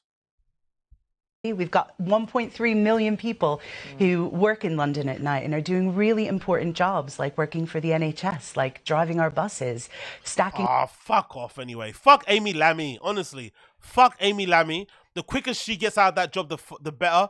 I'm hoping that her job is tied with the, London mayorship. I think it is. I don't think if the new mayor comes in, they're going to keep the same Night Czar. But I'm hoping somebody else gets that job because she's fucking useless. She's been stealing a living forever. Since 2016, making 100 grand per year, and we've got nothing to show from it. All of our best venues are closed. All the new clubs that get open get fucking shut down. The clubs that are available have to operate in this fucking small, tiny window of opening times. It's fucking shit. London nightlife is fucking garbage, bro. Like, it's been decimated. It's been fucking gutted. It's been absolutely ripped to pieces, and I fucking hate it. I fucking hate it. Lack of options and shit. The only place you can go to is fucking Fold. And again, I love Fold, love the team behind it, love what they've fucking done, but it gets boring, bro. I'm not the guy that's going to the same place all the time. It gets fucking boring going to the same place all the time. Even though it's got the best sound system, the best community, the best ravers, the best fucking lineup. We know it's amazing, but come on, bro. It's the same place every fucking weekend. Like, come on, man. Give us something else. Give us something new, something fresh. But no, every nice new club, shut down. But guess what? Fabric stays around. Fabric with their fucking airport security team, they fucking stay around. Yeah, great. What a real credit to fucking London. Get fucking fucked. Anyway, returning back to the fucking article. The article itself on Mixmag, where some people criticized it, and we're going to read through for a little bit on it here. In response to the claim, one Twitter user says, honestly, never felt more politically gaslit than have been told London is a 24-hour constantly. Exactly. Never have I felt more politically gaslit than being told this 24-hour city thing constantly. Exactly. Another person says, anyone who says London is a 24-hour city doesn't go out in London. Exactly. It's not a 24-hour city. In some places, you can't get back home on public transport. You can't. In some places, you just can't get back on public transport. You have to walk a certain distance. What 24-hour city are you talking about, bro? Come on, man. They've done some good things with the night tube, don't get me wrong. I think the night tube has definitely helped a lot of people, especially women in London, because I think like a lot of women probably couldn't go out in parts of like central London. If you live like in east or south or north, it's a bit difficult to get back home. And if you didn't have money for the cab or enough money for the Uber, because nowadays as well, the Uber's prices have gone up as well. Whatever recession we're in, Uber prices are now not that dissimilar from like a cab price. So a cab price from like maybe central London all the way to like trendy parts of East might cost you £50, £60. Same sort of thing on Uber. It doesn't really, it's not much difference. So people can't really afford that sort of stuff after paying for your entry, paying for your drinks. It just becomes a £500 night. It's not necessary. So the night tube has been a really good introduction because at least with the night tube, some of the main lines in the underground can take you to most of your main points. So you can get from like Oxford Circus to Bethnal Green, which is super important because at least even if you live in Mile End, you can walk to, it's a little bit easier than going from fucking Oxford Circus to Bethnal Green on a bus or something. Absolutely horrid. But apart from that, venues are all decimated. Like most of them don't open that, the ones that are around don't open that long. Crazy fucking laws around noise pollution and shit, so they can't put the music as loud anyway. Like terrible sound system. Like just like, yeah, like get out of here, man, honestly. Another one says, one Twitter user highlights in 2018, councillors approved the licensing policy in Hackney that all new venues in a borough must... Exactly. Do you remember this? This was one of the worst things. This is what killed the strip in Hackney. That strip in Dalston, this is why it got killed. One Twitter user highlights in 2018, councillors approved the licensing policy that Hackney for all new venues in a borough must follow a core closing hours. The curfew for new venues in Hackney, are midnight on weekends and 11 p.m. during the week. What? That's not a club. That's why the Alibi had to shut down, basically. My fucking favorite club in the world, the place that I kind of,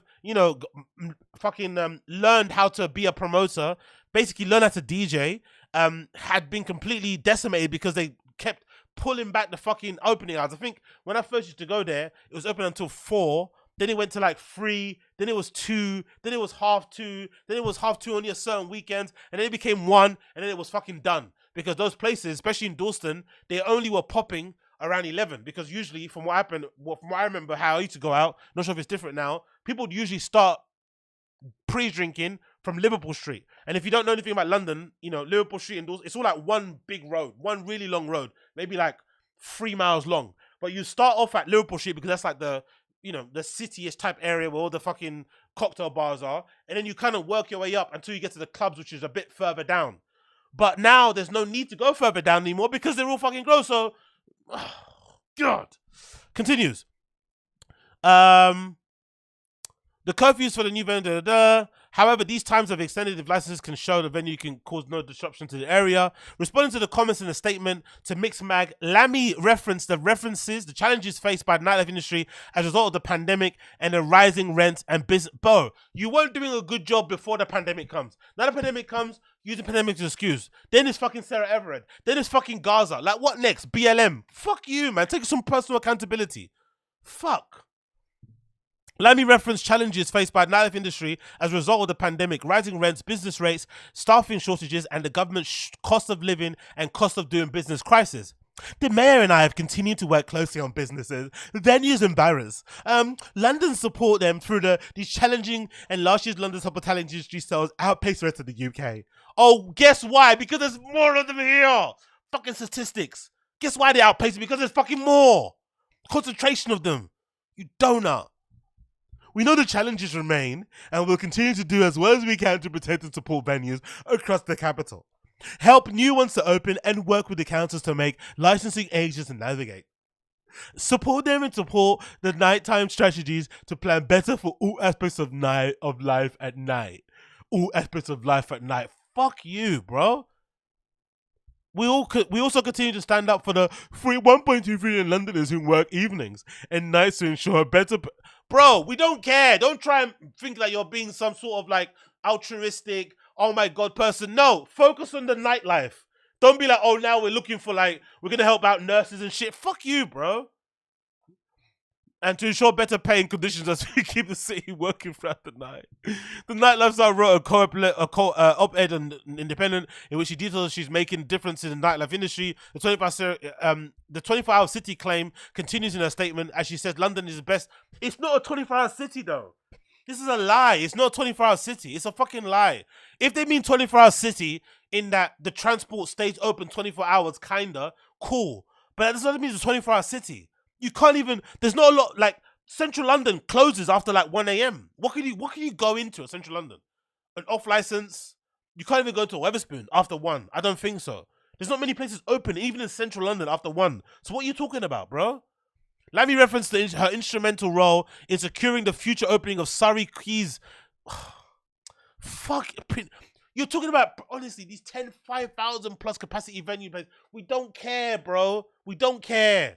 We don't care. We need more 500 to 1,000 capacity venues. That's what we need in London. Way more of those venues. Even I'd say way more than under 500 capacity. We need more of those venues around, especially around the whole of London. Not just in fucking East or in South. We need them everywhere. So that effectively what that will do, in my opinion, if you have more folds around London, it spreads the fucking, it spreads the load. It's, for lack of a better term, it kind of disperses all the demand and it kind of helps to ease all of the pain points. So like all of the fucking antisocial behavior that occurs only in East can now be spread across London, and maybe it'll kind of ease the level of antisocial behavior. All of the fucking strains and stresses it puts on the public transport, it can now help to spread out around the area. It can make people explore new different places. It may actually help to kind of bolster new areas or areas that have been a little bit down in dumps, like how Folders done to Canning Town. There's a lot of people who would never have moved to Canning Town, even though I'm from there, my family lives there. They would, they would never have lived in Canning Town or Custom House because it's a bit of a rough area. But now because Fold's there and the studio's opening and it's cheaper rent, blah, blah, blah, it helps to kind of bolster local economy. So all those things can help. But again, no. It's just fucking drum sheds and fucking, Printworks. Who the fuck cares about that? Who's moving next to Printworks and drum sheds? Come on, man. Last year it was discovered that Amy Lame had scored a 40% pay rise from September 2021. Honestly, this woman's winning. She's so bad at her job, but she still gets pay rises, man. Honestly, man, it helps to be fucking Redux, innit? She saw her salary go from 83,169 to 100,016 crowns in a fucking recession. During a global pandemic, her salary went up. Everyone's getting fired. Everyone's having to downsize. Everyone's having to trim the fat, cut back on their expenses, move away, move jobs. Her salary gets increased. God damn it. Amy Lamy is a fucking G. What's this person says? This person says, bruh, London 24-hour city. Shops aren't even open much longer than small towns. Exactly. That's the depressing thing about when you go outside London. The depressing thing about outside London is that most places, I remember when I went to Hastings. That was a real shocker. When I went to Hastings to go visit my friend, I remember being a bit like perturbed because if I'm not mistaken, in Hastings or the type of areas, the pubs close like 10 or 11 p.m. So what the pubs do is that they'll have a drink promotion deal from like 5 to like 7 to get people in early. So they know people are going to be out from work. So they want to get them in early to get loads of drinks, to get fucked up and put money through the till. So they'll have like a half price drinks or 2-for-1 deal between 5 and 7. But then they'll close at 11. So you're going in there after work or whenever from like 5 to 7. You're getting fucked up on those discounted drinks. You then get kicked out of that pub at 11, already steaming. You still want to go out though. So then you go to the nearest club. And the nearest club is, guess what? How long that's open till? 1 or 2 a.m. So you have another short window. And then those clubs also have deals in place where they say, hey, if you come to this club before 12, we can give you 3 for 1, 2, whatever. So there's all these deals that are in place to get you in early. Then you end up drinking loads. And by the time you leave at 1 a.m., you are fucking smashed beyond smashed. And of course, antisocial behavior. Of course, a fucking mile-long queue outside the fucking kebab shop because everyone needs to eat something to soak up all the booze. Like, of course, people pissing all over the street. You smell fucking urine in the air all over the place. Like, it actually creates, it's like a domino effect because of all the closing times are so fucking cramped in. Which is why when you go to places like Berlin, it's such a fucking breath of fresh air because everything's open until super late. Like, you got cocktail bars are open until 6 a.m. So there's no need to rush because you got all the time in the world to drink and have a good time. So you kind of space it out a bit and you can kind of go to a club at 2 a.m. in the morning and still have a good time and leave at 8 in the morning if you want.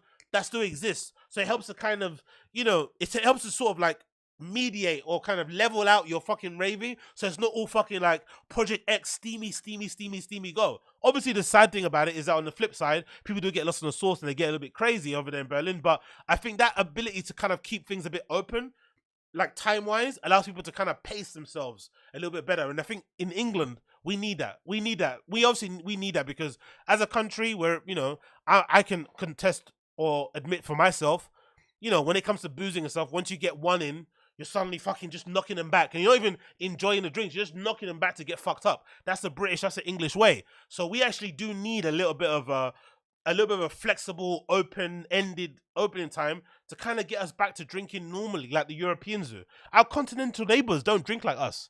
You go to Italy, you go to Spain, you go to France, you go to Germany. They take their time and they enjoy their drinks. They savor it. So you go to some bars, they have fucking glasses that are chilled. In London, you probably get most of your pints poured in the fucking plastic cup. God damn. Choose on a 24-hour. Everywhere has some kind of curfew. Nothing here is 24-hour. Exactly. Another person says, the mayor of London has turned off replies to this tweet for obvious reasons. London's 24-hour policy is a joke and no one's looking to it to invigorate their nighttime economy. Exactly. Another person says, wrote this to add my little, relatively new voice to the discourse on London 24-hour city. The person says, Amy Lame is not responsible for the decline of London city's economy, but as a purely advisory role, little to no statutory powers, the Night Czar needs 3 things to be more effective: greater strategic oversight on licensing, flexible funding grants, and regular engagement with stakeholders. City Hall has delivered a few nighttime policies, some of them effective, but councils have the most powers, levers, and to affect the development of the nighttime businesses. Council licensing policies decide the fate of what venue can and can't do. Their waste planning, culture, economic development, economic development policies can help nighttime businesses succeed or shut down, but councils themselves are in a financial distress. So in the absence of reliable funding, a Night Czar needs to be radical, engaged, and a champion to all large venues. Guess what, Daniel? Amy Lame isn't none of those things. She's not fucking radical. She's not engaged. She's not a champion. She's a fucking loser, a bozo. She needs to get out of the fucking job. There's no giving her notes to fucking do a better job. Get the fuck out. You're useless. Leave. Please, if you don't mind. Get the fuck out. Go back to Notting Hill. go to fucking, I don't know, Tatty Divine offices and make some fucking plastic jewelry. Whatever you fucking do, get away. We don't fucking want you. You're fucking useless. That's the fucking name of the game. Okay? Aggie has spoken. Aggie has spoken. Okay? That is the deal there. Oh. Moving on from that one. I'm not gonna lie. When I saw this story, I was hoping. I was crossing my fingers. I was really hoping and praying to the Lord above. Please don't let this be some black boys. Please don't let this be some IC3s. Please don't let this be some brothers. But of course, it's some brothers that are responsible for this. Absolutely horrible, tragic fucking story. I remember when it fucking broke the first time, and I think the alleged story, again, I don't know if this is true, but allegedly the story was this young man, Cody Fisher, was in a club somewhere, and I think he stepped on someone's shoe, and that turned into some sort of altercation, and then the kid ends up losing his life over someone stepping on your like nonsense fucking argument, stupid way to lose someone's life, stupid way to everyone to throw away their life, the people that murdered him, that he's losing his life, the families that are fucking broken from the back of it. Absolutely tragic fucking story, and it fucking broke my heart when I heard about it. So it's good to see at least justice has been done. The people that were responsible for it are in prison now, but fuck, man, how sad is this story? The title is Two Guilty of Murdering Footballer Cody Fisher in a Crane nightclub Stabbing. There he is there. Very young man. I think he's in his early 20s. Dying in that circumstance is absolutely horrible. It says 2 men have been found guilty of murdering a footballer who was stabbed to death on a dance floor in a nightclub over a petty incident 2 days earlier. Cody Fisher, 23, was attacked by a masked group at Crane nightclub in Birmingham with more than 2,000 people inside on the 26th of December 2022. I've always said Birmingham is equivalent to a failed state, and I maintain that. I've been to Birmingham a few times, and again, no disrespect to my Birmingham fans or Birmingham viewers or Birmingham, watchers, wherever you are, but Birmingham is a failed state. Like, the government's fucking failed. It's failed it. It's fucking horrible. It's one of the most depressing places to go to in the UK, and I'm not surprised something like this will happen there because, depression begets depression, shit environment, crabs in the barrel mentality, whatever, hate, all that shit is probably in there. But again, it doesn't excuse what the murderer's done because it's fucking vile. It continues. It was revenge after he had brushed past Remy Gordon in 23 in a busy bar. Brushing past somebody now is, paramount to you having to kill them. Imagine how loose and reckless and fucking just chaotic kids are nowadays. Brushing past somebody the wrong way amounts to you having to lose your life. And that's the thing I've always said. Like the thing I've always hated about this newer generation or just the vibe nowadays, everything has to be fatal. Why can't there be an altercation that happens where you exchange words, where you maybe get into a bit of fisticuffs and you leave it there? Why does it always have to exchange into like a lethal action? Like a permanent result. Like, okay, you brush past me, you spilled a bit of drink on my jacket, I have to kill you. Why does it always be like that? Why can't it just be like a exchange of words, maybe some really heavy, deep meaning, whatever, offensive words, maybe some punches thrown, and that's it? Why does it always have to extend to violence, into guns and fucking knives and shit? It's fucking depressing, man. It really is. Especially because I think like there's probably a scenario where that sort of stuff in some psychotic society would be a justifiable kind of, response. But for somebody brushing past you in a nightclub, come on, bro. Gordon and Cammy Carpenter, 22, were convicted of murder on Monday. Mr. Fisher's mother described Tracy as described the pair as evil. I agree with that. They're definitely fucking evil. I definitely fucking agree with that one. The weapon, a 6-inch long blade serrated on both sides, was left buried in the sun. Oh my god, bro. The details. R.I.P. to Cody, man. R.I.P. to Cody Fisher. Imagine the pain. The knife was left buried in the son's chest.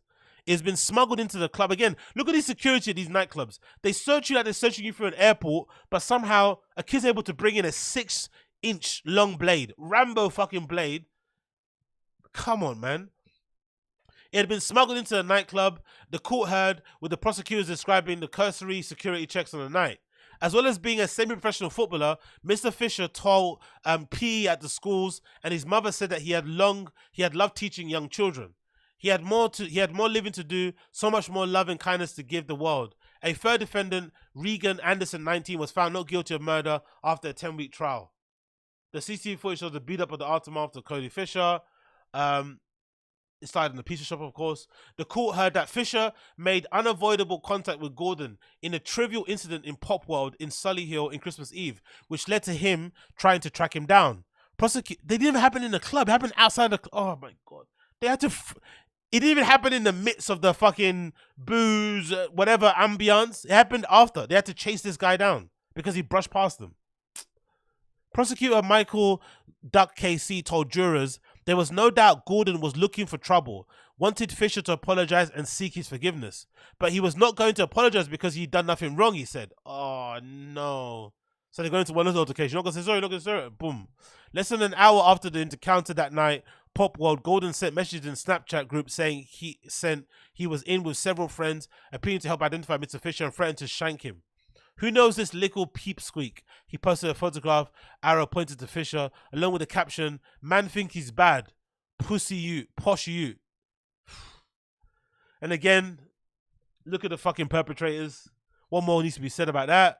Mr. Duck said Gordon of Cofton Street, Birmingham, was set on retribution and ultimately was led to the loss of Cody Fisher's young life at the Crane nightclub. Jurors were told of other messages in the defendant's Snapchat group in the days before Crane event, in which Gordon and Carpenter talked about whether masks could be worn and if weapons could be taken inside the club. Mr. Fisher, a former Birmingham City FC Academy member, god damn it, man, proper baller in it, had also been played for a number of non-league Midlands clubs, including Bromsgrove Sporting and Stratford Town. Big up Stratford Town. Had gone to Digbeef nightclub with his girlfriend and best friend Dan Van and others to see DJ they liked. Sam Newsey, a close friend of Mr. Fisher, who'd met Gordon 6 months earlier, told jurors how he had tried to persuade Mr. Fisher to leave Crane after seeing Gordon and several others wearing ski masks and balaclavas several hours before the attack. So these kids came into a nightclub with balaclavas and ski masks on, with shiesties on. Fucking hell, man. Security, like, that's the thing. These kind of clubs shouldn't exist. Like, why is that club still open? Hopefully it's not open anymore, but that's a club that should lose a license. Not a club that, like, stays open a bit too long or plays the sound really loud. No, man. A club that allows kids to go into a nightclub with a 6-inch blade and wear fucking ballies and fucking ski masks on, like, that's a club that should be closed. He said Gordon has asked him, is your boy Cody here? And he replied he was not. However, Mr. Newsey said he became concerned we were going to be outnumbered and obviously potentially get hurt. Shortly after 11:30 p.m., up to 10 men approached Fisher, who was standing with his girlfriend, Jess Chatwin, and best friend Dan Van. Mr. Van told the court a large crowd with masks up to their noses asked Fisher to go outside before one headbutted him, knocking his head backwards before punches were thrown. He then fell to the floor after being stabbed in the chest. Imagine, there's 10 of you. There's 10 of you and one guy. You have to stab him. Fucking honestly, man. Some of these guys deserve, like, that's why we need fucking capital punishment to come back. I swear to God. Sometimes in these cases, capital punishment does need to be reintroduced. 10 guys. One dude. You're already going to rush him and beat him up anyway. Why do you need to have a knife? You could potentially kill him just with your headbutts, just with your punches anyway, depending on how he falls on the floor. But then you have to go to a certain extent to stab him in the chest. Honestly, man, bury them under the jail. Fuck them all. He then fell to the floor after being stabbed in the chest. CPR was administered by security staff, but the blade had penetrated his main valve of his heart. The post-mortem examination later showed. God almighty, man. That's him there. Who knows his people is... due to shank him up. People advertising premeditated murder on Snapchat, you know. They make the police job so hard, so easy, innit? Fucking hell. His killers left the event, but just 45 minutes later, CCTV showed Gordon mocking and smiling about the stabbing the court heard. He went to a pizza takeaway where he was seen on the cameras smiling as he made his kicking motion and repeated that he had taken place. Carpenter, who left the club in his Audi with his friend, admitted to him that he stabbed the individual in the chest, left the weapon at the scene. Fucking hell. He arrived there in different clothes and bought a pizza an hour. Honestly, this is evil, bro. You killed a man and then you went to buy a fucking 7-inch pizza.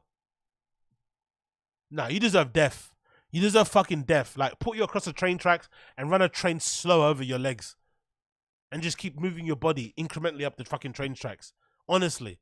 Man went to go buy a pizza after fucking shanking somebody and killing him. Cool.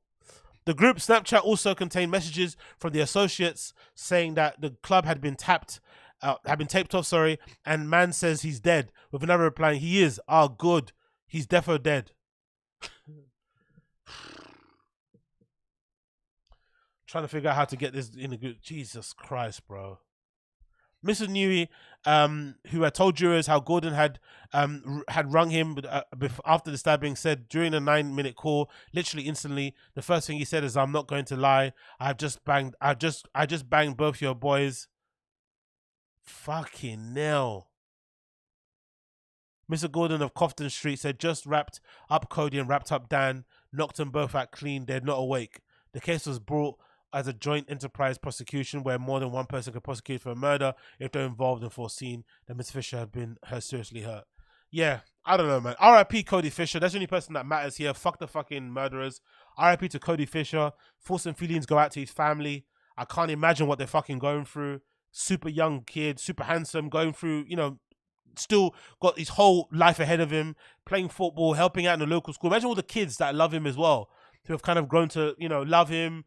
He's probably going to be in their lives for a long time, be able to see them grow up and shit. Like, life completely been decimated at that point. Girlfriend seeing that happen, best friend can't help, like, just horrible all around. Absolutely horrible. Again, thoughts and prayers go out to his family, and I don't know how they're going to get through this really, but hope they do, because this is such a tragic situation. But the only thing that could be a silver lining of this fact is the fact that the killers have been thrown in prison, and they're probably going to be in there for life, which is a good thing. But fucking hell, man, this is the kind of things where you want capital punishment to come back, honestly. But yeah, R.I.P. to Cody Fisher. R.I.P. to Cody Fisher. Moving on. We have to catch up on the one and only. The one and only Lizzo. We have to. My girl Lizzo be eating is so bloody annoying. I don't know how else to put this. So, as you guys know, Lizzo made a post recently where she said she was announcing she was quitting music, right? A lot of people celebrated, which is really bad. A lot of people were kind of celebrating, like, yay, she's gone. Fuck this girl. She's fucking annoying, blah, blah, blah, blah, blah. But me personally, I'm actually like her music. I think she's really talented as a musician. Clearly, she can play instruments, she can produce, she can sing, songwrite. It's all over the place. And especially considering how big she is as a performer, she's really good.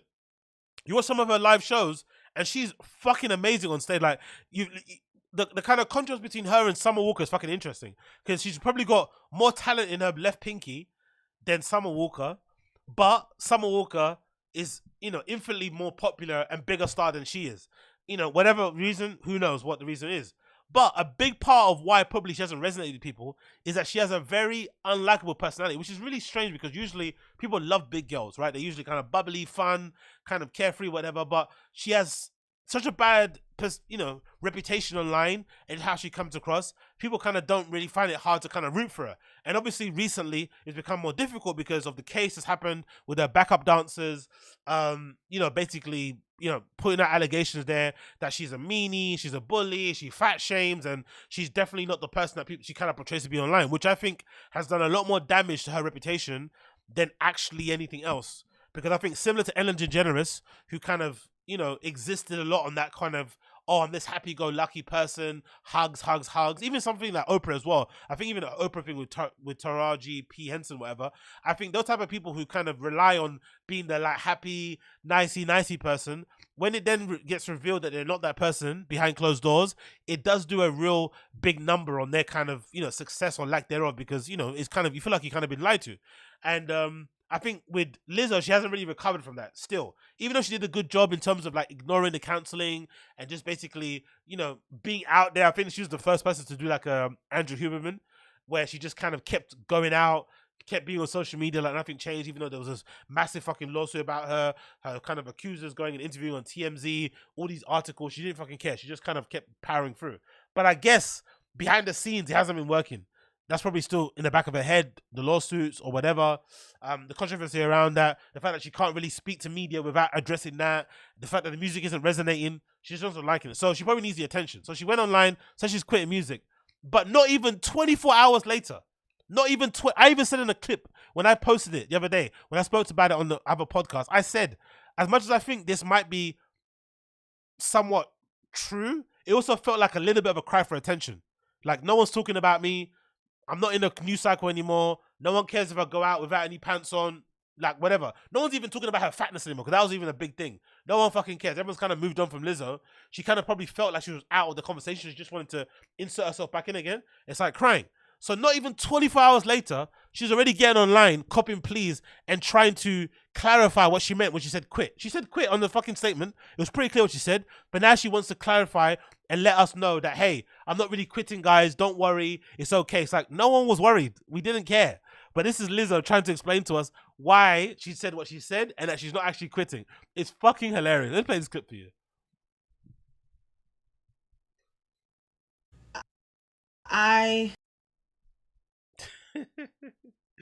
This lady, man. Oh, hold on. Let's play this properly. I want to hear her. I want to hear her do this properly. Let's get this properly on here because this lady is fucking incredible. The lack of shame this woman has is fucking startling, bro. Absolutely startling. Let's put a quote down. Let's go there. Let's go there. I want to make this video because I just need to clarify. When I say I quit, I mean I quit. Also, girl, what the fuck are you wearing? Did you need to do this clarifying message like this? What the fuck are you wearing? What is that bikini top? What is that makeup? What is that fucking eyeshadow? What is that hair? What is that wig? Like, what is going on? What are you doing, girl? What are you doing? Come on, Lizzo, I like you and stuff, but what are you doing? Titties unsupported.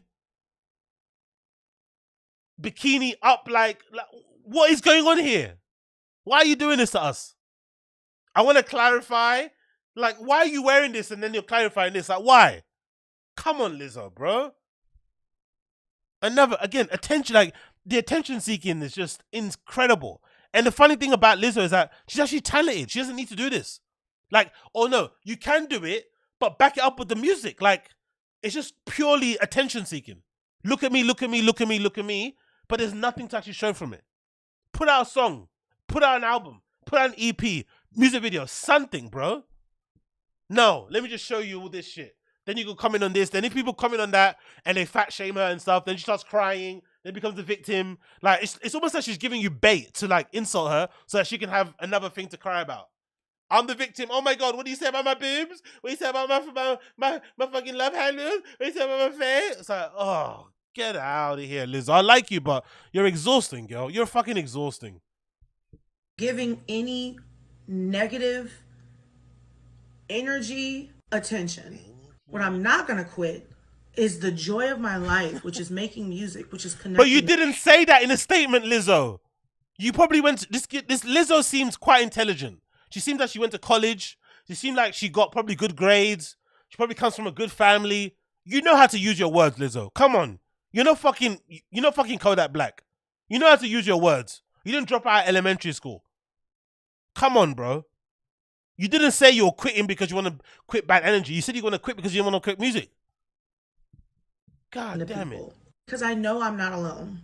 In no way, shape, or form am I the only person who is experiencing that negative voice that seems to be louder than the positive. Don't get other people involved. Talk about yourself. Oh, we're all experienced. What you gonna talk about? You're gonna talk about fucking imposter syndrome. I feel like come on, man. Like, whatever. Okay, cool. Imposter syndrome, cool. We're lonely, cool. Everyone's lonely. Everyone feels imposter syndrome. What next? Come on, girl. Talk about yourself. Don't like get everyone else involved in your nonsense. Positive. If I can just give one person the inspiration or motivation to stand up for themselves. No one's inspired by you. You don't stand up for yourself. You just cry and complain online. You don't stand up for yourself. Lizzo does not stand up for herself ever. All she does is cry and complain and you know, and go back to being a victim. She loves being a fucking victim. She doesn't stand up for herself. What's she talking about? Say they quit letting negative people win, negative comments win, then I've done even more. Sorry, girl. You're too old. You're too experienced to be in this whole negative. You know what the game is. You know how the game is. You know how people troll online. You know, like, you kind of play into it as well. It's like Sam Smith complaining about the comments he gets. I think he's a bit more clever. He's a bit more astute. He's a bit more on point in terms of like how to use the internet, how to use clickbait, rage bait to get people. You probably will wear certain things, or you probably do a show in a certain way because he knows it triggers people online. And he doesn't really cry and complain about it. He rarely even, I don't think he even posts on social media, to be fair. Like himself, like making statements. That's how you're meant to play the game. Because Sam Smith probably has way more fans than he has haters anyway. The haters are just vocal, but the haters also help to keep him, you know, relevant and in the timeline and in the news cycle. So it's all well and good. You just kind of play the game. Yes, you're going to have some points where you're going to, you know, you're going to read some comments that are probably going to get to you and they're going to make you cry in your pillow. But it's part of the fucking game. It's like a to and fro. It's like a little dance. If you engage in it, you have to kind of expect to get a little bit back as well. It kind of is what it is. But this girl is just like crying for crying's sake. Why doesn't everyone just love me unequivocally? Girl, none of us are your family. None of us are your best friends. We're just randoms on the internet. Do you know what I mean? Like, it's not that serious. Come on. That I could have hoped for. With that being said, I'm going to keep moving forward. I'm going to keep being me. Once again, I just want to say thank you. Yeah. Don't change it all. Don't change anything about you. Don't do any self-reflection. Don't do any fucking internal work. Don't do any therapy. Don't do any fucking whatever, introspection. No. Just keep on being me. Like, yeah, cool. Feelings, me. Yeah. Love that I've received, whew, means more than you know. Oh, fucking hell, man. Lizzo, man. Lizzo. I like you, but you're making it hard to like you. I swear to God, man. You're super insufferable. She is very, very, very, very, very insufferable. Like, incredibly so. And it's hard because she's not somebody where you can kind of ignore the insufferability. It's kind of part of the parcel. You can't just ignore it and listen to the music because the music never comes. Like, it's just whatever. Like, when's the last time she put out a fucking song? Or a song that anyone cared about? 2022 or something? Like, come on, man. Like, is that what you've been doing in your name? Lizzo's been fucking eating. You haven't been making tunes, you've just been fucking eating. Is that what you've been actually doing? Because where's the songs? Where's the tunes? Where's the fucking rhythms? Come on, bro. And look, if you wanted an example of a lack of rhythm and lack of fucking things, look at what happened straight after that post. Straight after that post where she's trying to clarify what she said about quitting, which she is quitting, right? She said she's going to quit. Now she's trying to clarify it. Straight after that fucking post, look what she posted. Straight after that post saying, I'm not quitting, look at what this fucking woman posted. Then you'll see why this lady is insufferable and why certain people have a hard time liking her. Look what she posted. Soon after that post of like, I'm not quitting anymore. The same fucking annoying bathing suit, the same unsupported fucking titties, the same awful makeup, the same awful fucking wig. And look at them, hear the message. To my Yitty haul. This is the Plunge one piece. Let me tell you guys something. So, that apology or that clarification was to sell these fucking bodies, these fucking bikini things. Of course. So the whole quitting thing was part of a rollout to drop these fucking bikinis. I'm quitting. The whole world crazy. The whole world. Oh yeah, thank you. Go away. She realized, oh shit, people actually want me to quit. So you couldn't just stall it. So she went out, clarified it, and now started selling these fucking bikinis. That's why we got this fucking outfit when she was kind of clarifying our comments. The lack of shame. The lack of fucking shame. The hubris on these people. Fucking hell, bro. Now she's saying these bikinis that look like fucking kites to people. All right, cool. Like, it is swimwear that really truly has you in there. The back in there? Is kind of cheeky. What? I feel like I can show you guys though. In there? Everything's out there. Nothing's in there. You know, I'm not gonna lie, I've never understood people who want to wear clothing that just sucks in their fat. You're better off wearing something that fits you and you're comfortable as opposed to trying to make it look like you're smaller than what you are, because we know you're not. We can see you're not small. We can see you're fat as shit. It's okay, but just wear something that makes you feel comfortable, but it doesn't need to kind of like suck you in like you're wearing a fucking corset. It makes no sense, really. I've never understood that way of like, you're rather off wearing something that fits you, that make you comfortable, than trying to suck in your fat with like lycra and shit. Let's see what she's showing on the side. Look, she's giving, her body definitely isn't tea. Her body might be fucking, I don't know, hospital coffee, but it's not tea.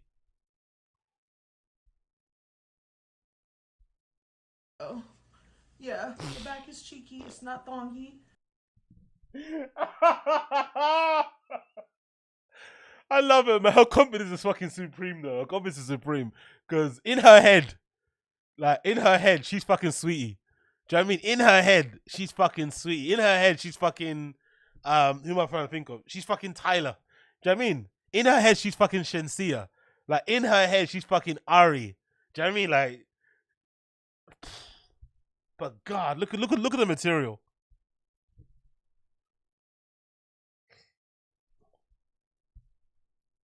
We got the spaghetti straps in the back. Damn, I look good. Like, I know the tankini thing is a thing, but can we also put one pieces back in the ring? Like, Baywatch level, just running on the beach. Running. I'd love to see her run, to be fair. To be fair, I wouldn't be surprised if she's crazy athletic. I wouldn't be surprised. She's got that kind of big girl posture and body confidence. Well, it wouldn't surprise me if she's actually crazy athletic. Like, to the point where she's got a high fucking vertical jump. She's fucking got fast twitch fibers. She can fucking cut up really quickly. Like, it wouldn't surprise me if she's like crazy athletic, actually. She's actually really good at volleyball and shit, like freakishly athletic. It wouldn't surprise me. It actually wouldn't surprise me. Oh my gosh, I have to save somebody. Jump in the water. I love her. Let's move on to the next suit. We have our plunge in iconic black in this incredible maroon color. And the apology blue. Plunge in this really pretty. And the apology blue. That's the blue that she did her thing. The apology fucking blue. Honestly, man, it's all a fucking rollout. It's so scammy, man. So scammy. So scammy. Deep teal. But let me introduce you to our next suit. The scooped bralette. You know I always have to keep it funky. To be fair, this one looks a lot better than the other one. But still, man, like, yeah. With y'all. For a big girl, just like observation-wise, for a big girl, she's got like very small boobs, innit? It's odd when that happens, innit? Usually fat girls, sometimes the fat goes to your tits or goes to your bum, but she's got weirdly really small tits for somebody as big as she is. I wonder if that's a good thing. If you're a big girl, would you actually rather not have like massive mummy milkers? Because it helps to kind of like, you know, there's just too much going on there. You have to support it. It's just uncomfortable and shit. Or do you prefer to have really small like tits? Or like, you know, is that a thing? I don't know. I always said this was not the suit for me. I always thought that I was a plunge girl because I liked the way that my yitties looked in it. But after, there's something about this. Anyway, fuck Lizzo. Honestly, get fucked. You sold us a scam. You said you were quite quitting music just so you could kind of, fucking roll out your fucking stupid, fat girl bikinis. Honestly, horrible shit. Your fans should be ashamed of you, to be honest. Using, like basically kind of like trauma baiting people, right? Basically, because her fans probably were really upset that she quit music. Maybe she's got a tour planned. Maybe she has some shows coming up. Her fans probably weren't that happy when she announced it. And now, come on, bro. Now she's not quitting music and she's putting out fucking bikinis. Now she's what? Now she's trying to be Kim Kardashian. Now she's trying to make what? Not Skims. What's she trying to make? Like Fims. Like what? Like Mims. What the fuck's she gonna be making? Come on, bro. Skims for fat girls. Is that what she's doing? Cool. All right. Whatever you say. Whatever you say. Just focus on the music, girl. Just focus on the blood clot music. But no, focusing on the music is too much work. Let's cry about nonsense things. Let's cry about nonsense things. Let's cry about nonsense things. Continuing on. So, this article, courtesy of Hypebeast, is for me a really good indication of just how much Nike have fallen off, and the fact that I think innovation overall, especially when it comes to sneaker design, has been down in the dumps for a long time. And obviously Nike are probably one of the main culprits of it. And this article, courtesy of Hypebeast, that says Nike's lack of innovation caused sales to drop, says JD Sports CEO. And I think I have a direct correlation as to why I agree with what the JD Sports CEO has to say about Nike's lack of innovation causing their sales drop. Because, JD Sports, if you know anything about, UK retail, is one of our prime sportswear retail stores here in the UK. Mostly sportswear, streetwear type of clothing, mostly Nike. It's a place where you go get your Nike tech suits. It's a place where you go get your Air Maxes, your Air Forces, and you know they're just known for like lacing up the youth of the UK, right? From anywhere between the ages of like 18 to 45. If you're fucking chronic, right? You're still out there wearing tech suits and shit. Anyway, I feel like what this JD Sports CEO is relating a lot to what I'm going to show you next in terms of another picture of a shoe coming out. So JD Sports CEO Regis Schultz is pointing the finger at Nike for the UK retailer's chain decrease in sales, Bloomberg reported. During the company's first recent cooling, Schultz reported that like-for-like sales had fallen 3.1% during the last quarter of 2023, although the retailer anticipated an upturn in the coming months due to the soccer championships and the Paris Olympics. Asked by analysts about JD Sports' relationship with Nike, who reported last week that sales were down, Schultz blamed the brand's supposed lack of innovation. And I agree with that. Too many retros, no new shoes, innovation really in the toilet for lack of a better of it, and just kind of going through the motions because they're the main leader basically when it comes to sportswear, and they just kind of take the position for granted and they can't take the foot off the pedal. Instead of like doing an Apple, where Apple are always innovating, always trying to pushed it further. The Apple Vision Pro, say what you want about it, but at least it's something different to everything else that we see from most electronic companies out there. So they're constantly trying to push things forward. Nike resting on their laurels. It continues. Nike has been so successful, but they just stopped Nike has been so successful, but they just stopped a little bit bringing in new stuff.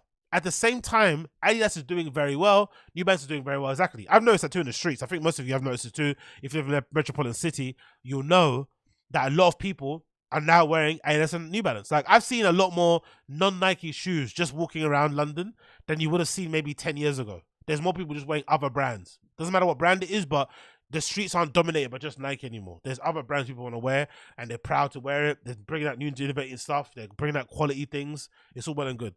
The CEO went to say that the shoppers quickly get bored with the brand's rotation. Retros, I'll say, right?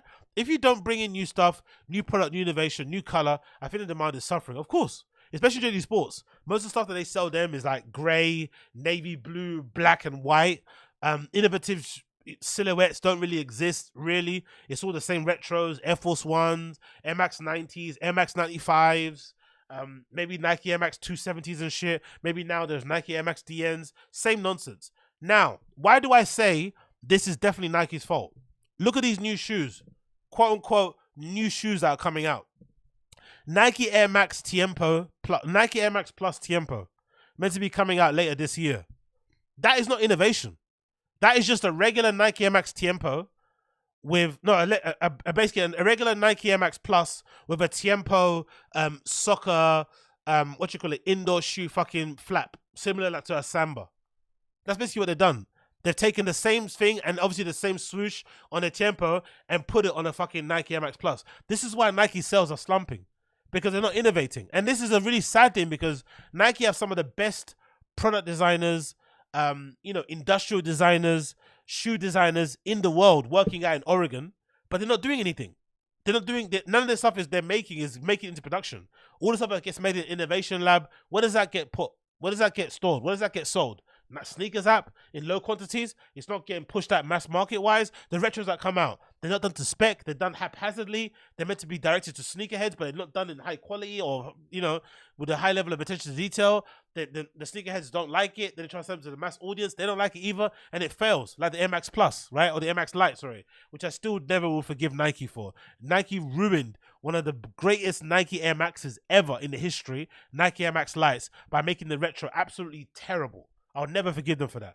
But this is proof that Nike don't have any innovation. They've taken a classic Air Max Plus, a very popular shoe, especially in Europe, popular Air Max, probably worldwide, I'd imagine nowadays, and they just added a fucking Tiempo skin over the top of it, giving it a swoosh on the outside, big white swoosh, and a fucking flap tongue on the top.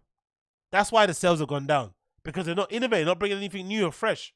Same silhouette, same thing you're kind of used to, and just sort of like hybrid. That's what they do. Just hybrid. What can we do? Take this shoe, mend it with this shoe. Take this popular shoe, blend it with this shoe. It's like, no, make a new shoe, bro. Like, make something fresh and new. If Tinker Hatfield was able, and all the other designers able to create Air Max 90s, Air Max 1s, Air Trainer 1s, why can't these new designers create new silhouettes that will, will be able to, like, tell a different story for Nike in the future? That's why Ye was able to crush it so much with Yeezy. He brought all those new shapes in. so quickly when he was at Adidas. But look what Nike's done. Absolutely nothing. Look at this shit. Who wants this stuff? Like, who honestly is going to buy this? This is definitely made for like a streetwear, hipster, sportswear brand. I mean, sportswear, streetwear, a limited edition kind of quote unquote fan base. But this is the kind of stuff you're going to find at the fucking Dover Street Market sale. These are going to sit on the shelves for ages. They're a very Marmite-y type of silhouette. No, very Marmite-y type of style of a shoe.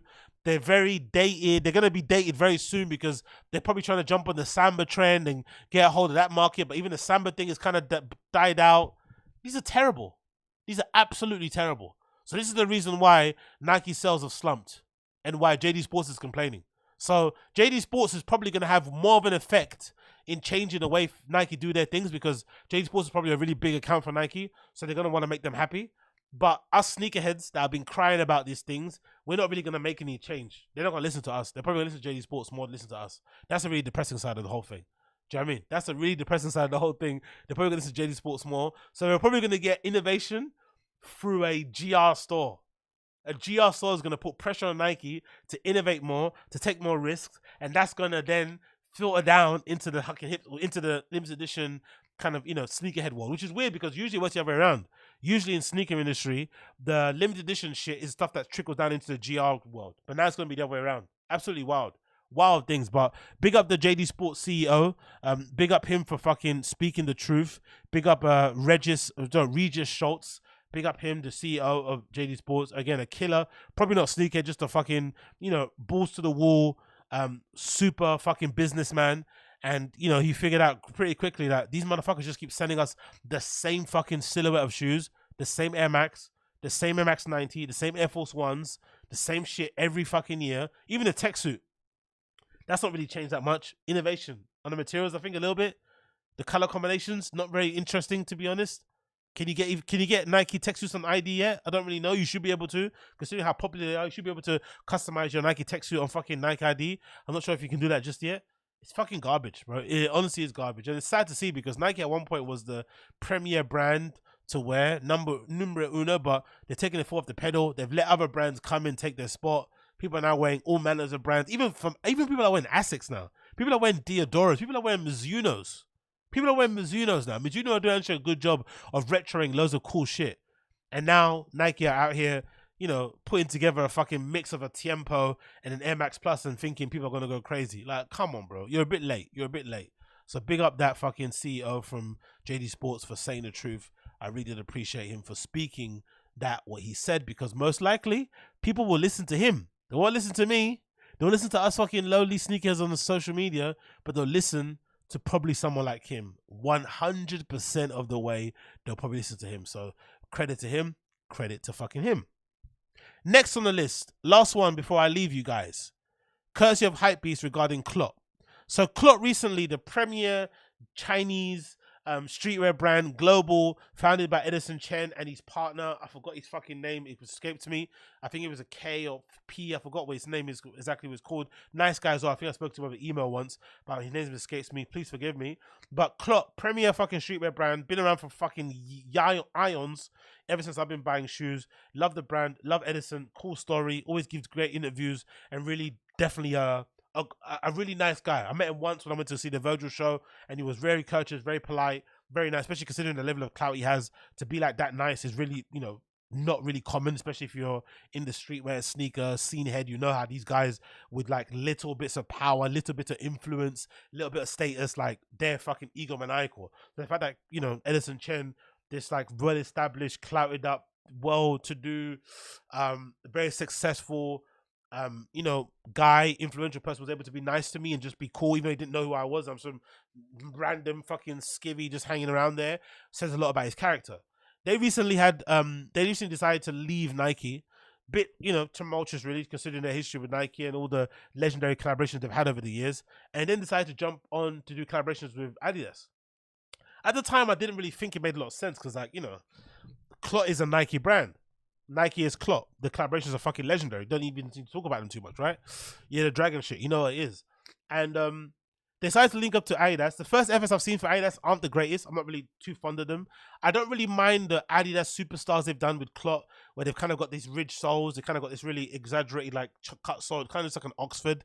It kind of makes you look like a dress shoe, but it's a superstar. It's been kind of luxed up with some nice materials. It kind of reminds me of those Hender scheme type of shoes. So pretty nice. But the rest of it, probably not for me. But those superstars I'll probably definitely wear.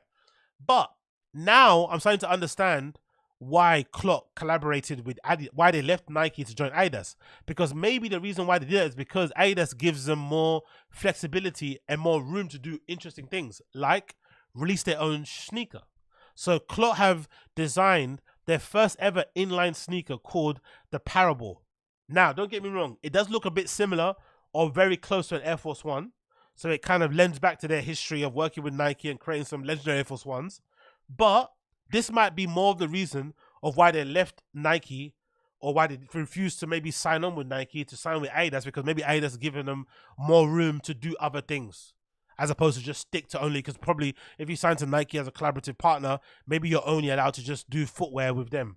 You can't do your own inline footwear. You can't collaborate with other footwear brands, but maybe Adidas are a bit more, you know, loose and a bit more free because they realize that, hey, we want to get you on board for your brand, to bring in your audience and shit for the clout. But also we know if you're successful, if you do cool shit with your brand, that's going to have a trickle down effect to what we do. That's a great way to go about doing things. So I love this approach. So this is the shoe. It's called the Parabola. As you can see here, it's very similar to an Air Force One. The only thing I'd say is different, there's less paneling on the top. So on the side here, you got this really long, elongated sort of like mudguard area that wraps around the front of the toe all the way into the instep.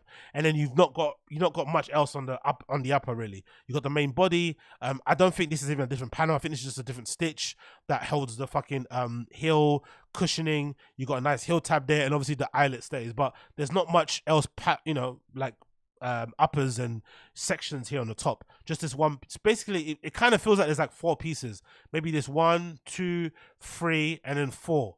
That's it. There's not much else in terms of like padding and bits on top. So it's kind of a minimalist shoe in that regard. And maybe this speaks more to where they're going, right? Edison Chen is also growing up. I think he's might be in his 40s now, maybe, not too sure. Maybe he's at Bobby Hundred's age, 50, 40 years old. So he's probably getting a little bit older now. Maybe he doesn't want to wear as much louder shoes. Maybe have something like casual you can wear with everything, versatile. So maybe that goes to why the shoe looks the way it does.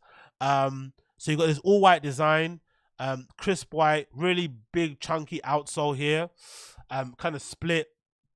It comes, I don't know if this is the wrapping, where it sort of looks like it's been shrink wrapped, made look like a toy or like a collectible or something. Hope it's not an NFT shit. Hopefully it's not going to. Hopefully it's not NFT. Hopefully it's not NFT. Then you've got this interesting logo stitch here. I'm not sure if it's the logo for the design, but you've got this logo where it's kind of like, oh, maybe it's a logo. It's a C. You got this C that almost looks like a little bit like the Margiela, where it's like the 4 sewing things, right, in terms of the label. So you got this C in here that kind of maybe is a little bit of a sign on the side. Maybe it's a quality control thing. Maybe it's a thing to stop with the fakes. And I like the outsole too. You got this nice kind of like divot on the middle here. Got this nice chunky outsole. Nice outsole, nice chunky midsole there. Nice white color. Again, it comes in white. Nice crisp laces. Nice padding on the inside. Sample written on the back on the heel tab there. And again, nice white crisp design all over the shop as well. And at the bottom, you've got the CLOT logo design on the outside, which is really cool. I quite like this CLOT design logo here on the outside inscribed. So all in all, a pretty laid back, pared back design. No too many bells and whistles, nothing too crazy. Kind of a really big departure from what they've done with their sneaker collaborations and shit. So clearly trying to rein stuff back in a little bit and kind of make it a little bit more sensible looking and maybe a bit more grown up, a bit more minimal.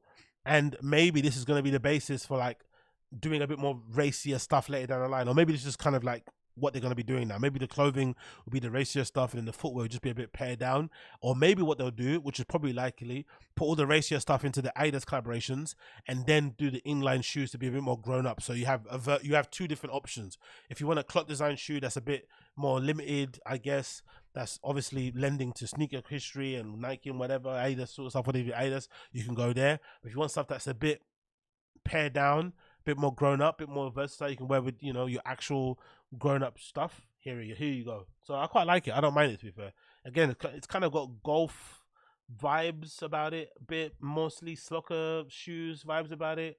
Again, chunkier. So they've done a good job in terms of making it look quite chunky, but also look quite slim at the same time, which is pretty hard to do with a shoe, especially with that size of outsole and midsole. It's hard to make something look that chunky, but also make it look quite slim. So they did a good job in that regard. The shape's really nice flat sole. Probably cost them an arm and a leg to get it produced because shoes are really expensive to make. So I'm curious to see what the retail price for these will be when they actually do eventually drop. Let's actually see. No actually price there. No idea on the price. I launched the shoes available to public in a white colorway. They're available at select juicy stores worldwide, and it's coming out in May. So no real date on them yet, but they say May. No real price, but I really do like them. So the CLOT first inline sneaker called the Parabola, not Parabola. Parabola is out very, very soon. Check it out where you need to check it out. Anyways, my friends, that has been it. That's the Agostinho Zinga Show, episode number 760. Thank you for tuning in as per usual. Links to all of the discussion topics will be available in the description. Also, the tune of the day is available down below as well. And obviously, links to contact me can be found in the description too. Make sure you click all those buttons if you are feeling that way inclined. If you're listening via the podcast app, you will hear my song of the day playing underneath my voice. If you're watching via the YouTube, you'll hear nothing. It will fade to black, and I'll see you guys again very, very, very soon. Peace out. Take care.